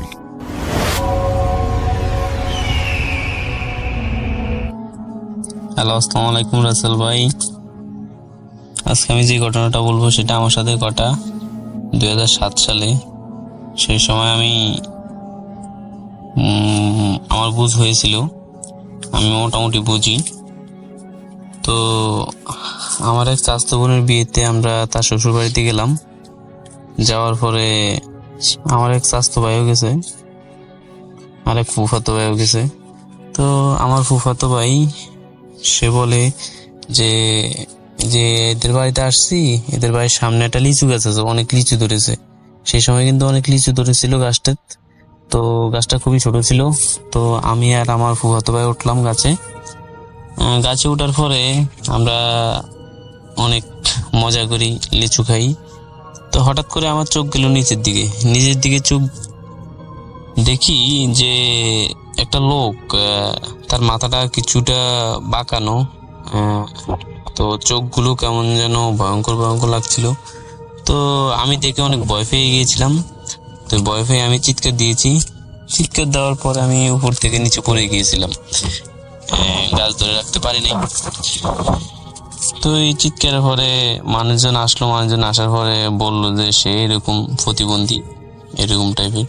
তো সে আমি পড়ে যাওয়া দেখে সে একটা হাসি দিল।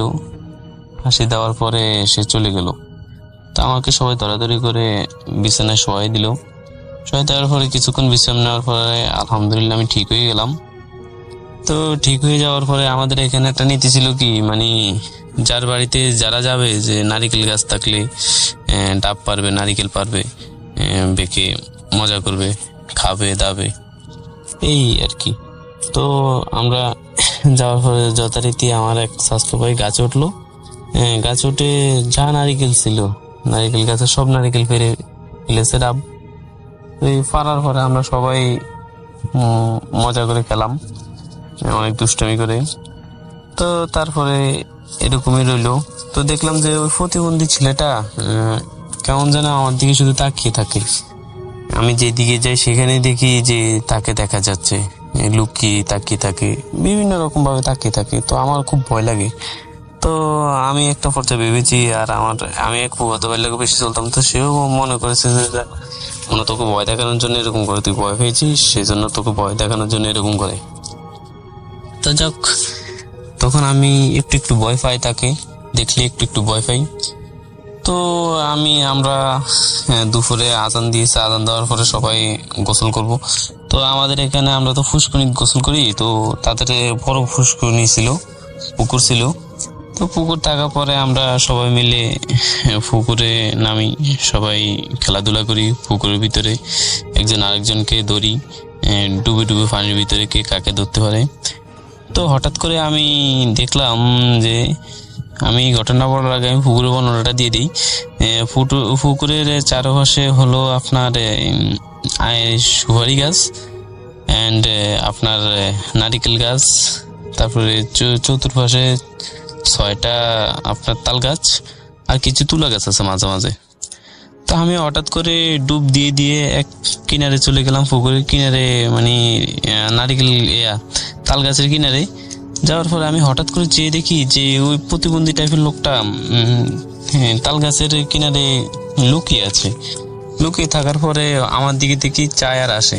তো আমি ভয় পেয়ে গেছি। ভয় পেয়ে আমি উপরে উঠে গেছি। তাৎক্ষণিক আমার জ্বর উঠে গেল।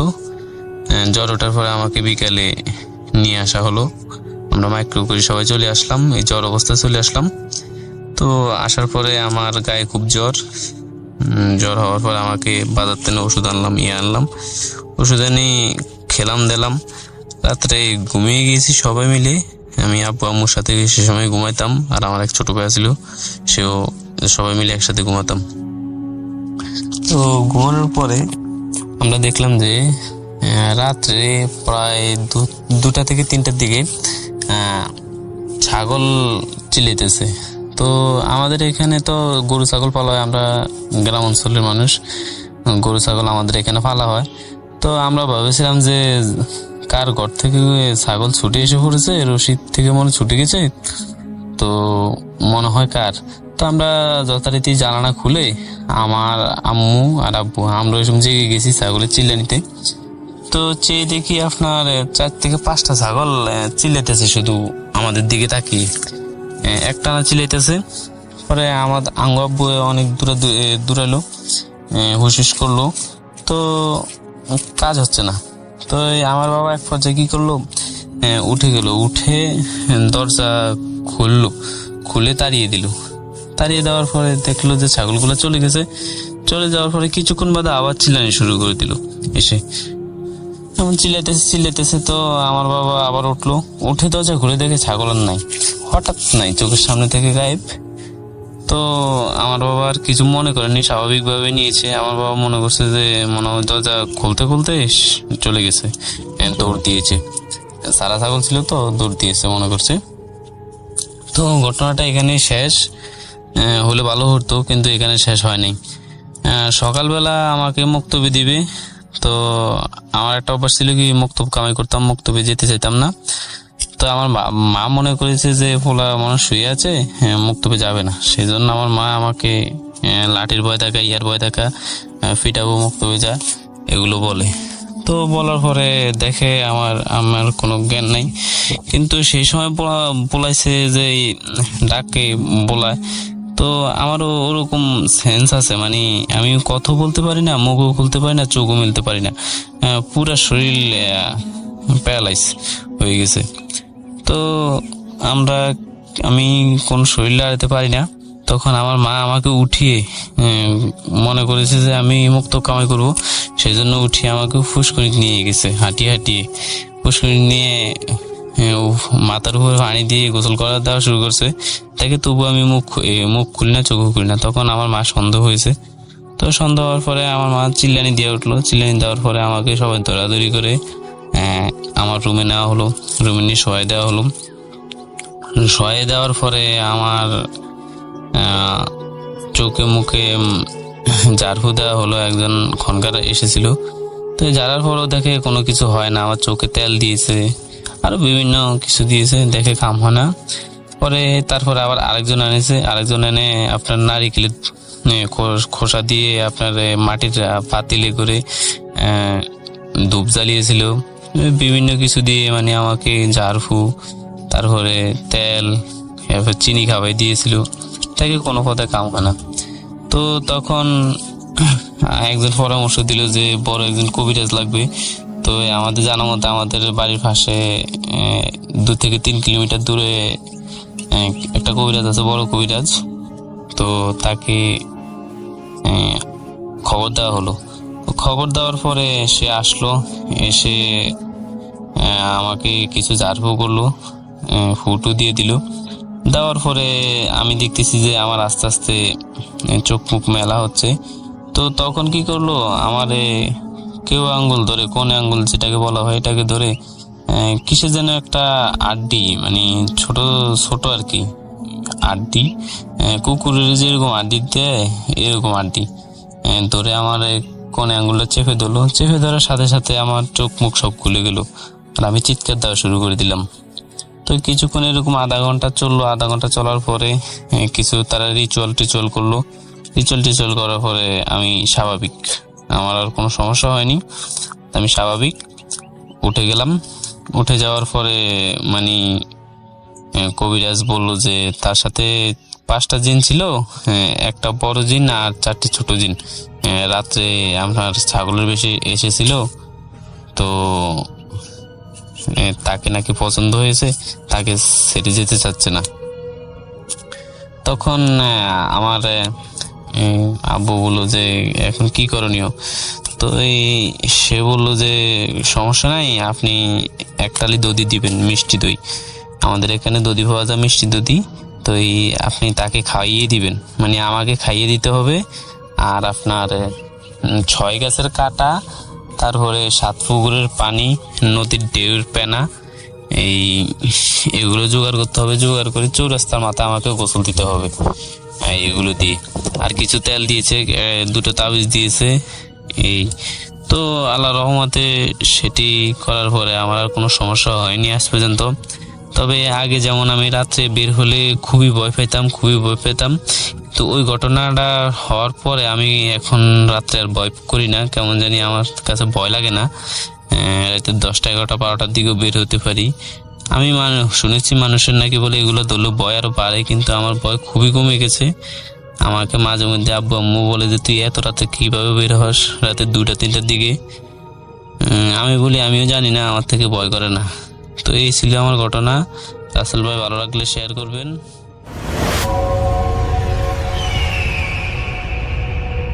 আরো একবার আপনাদের সবাইকে স্বাগত জানাচ্ছি আমি রাসেল। আশা করছি আপনারা সবাই ভালো আছেন এবং ভালোর দলে আছেন।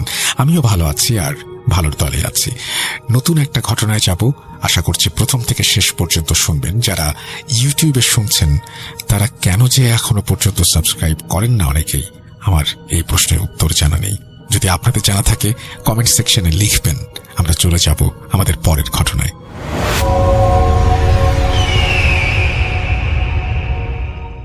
এবারের ঘটনাটি এসেছে ওপার বাংলা থেকে।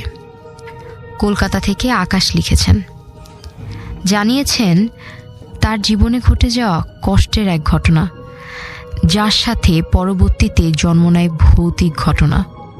চলুন শোনা যাক আকাশের সাথে ঘটে যাওয়া ঘটনাটি। এটি আমার সাথে ঘটে যাওয়া একটা ঘটনা। 2012 সালে আমার একটা মেয়ের সাথে রিলেশন হয়। তার নাম ছিল অঙ্কিতা, কিন্তু হয়তো আমার কপালে ছিল না, তাই 2014 সালে একটা রোড অ্যাক্সিডেন্টে মারা যায়। তারপর থেকে আমার জীবনে ঘটে যায় কিছু অদ্ভুত ঘটনা। প্রথম 3 মাস আমার সাথে তেমন কিছুই ঘটেনি, তবে আমি প্রতি মুহূর্তে অঙ্কিতাকে মিস করতাম আর খুব কষ্টে থাকতাম। যাই হোক, জানুয়ারি মাসের এক রাতের ঘটনা। আমি আমার রুমে ঘুমাচ্ছিলাম। প্রায় রাত আনুমানিক 2টা 2:30টার দিকে। খেয়াল নেই, হঠাৎ আমার মনে হলো কে যেন একটা আমার মাথায় হাত বুলিয়ে দিয়ে যাচ্ছে।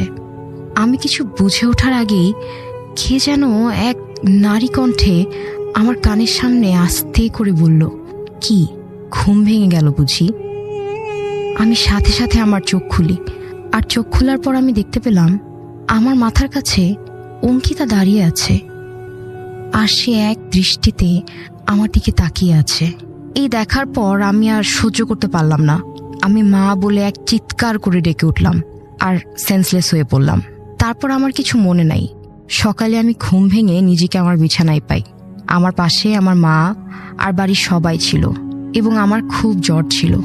আমি সব ঘটনা আমার মাকে খুলে বলি, কিন্তু আমার মা আমাকে বলল যে এসব কিছুই না বাবা, এই সবই তোর মনের ভুল।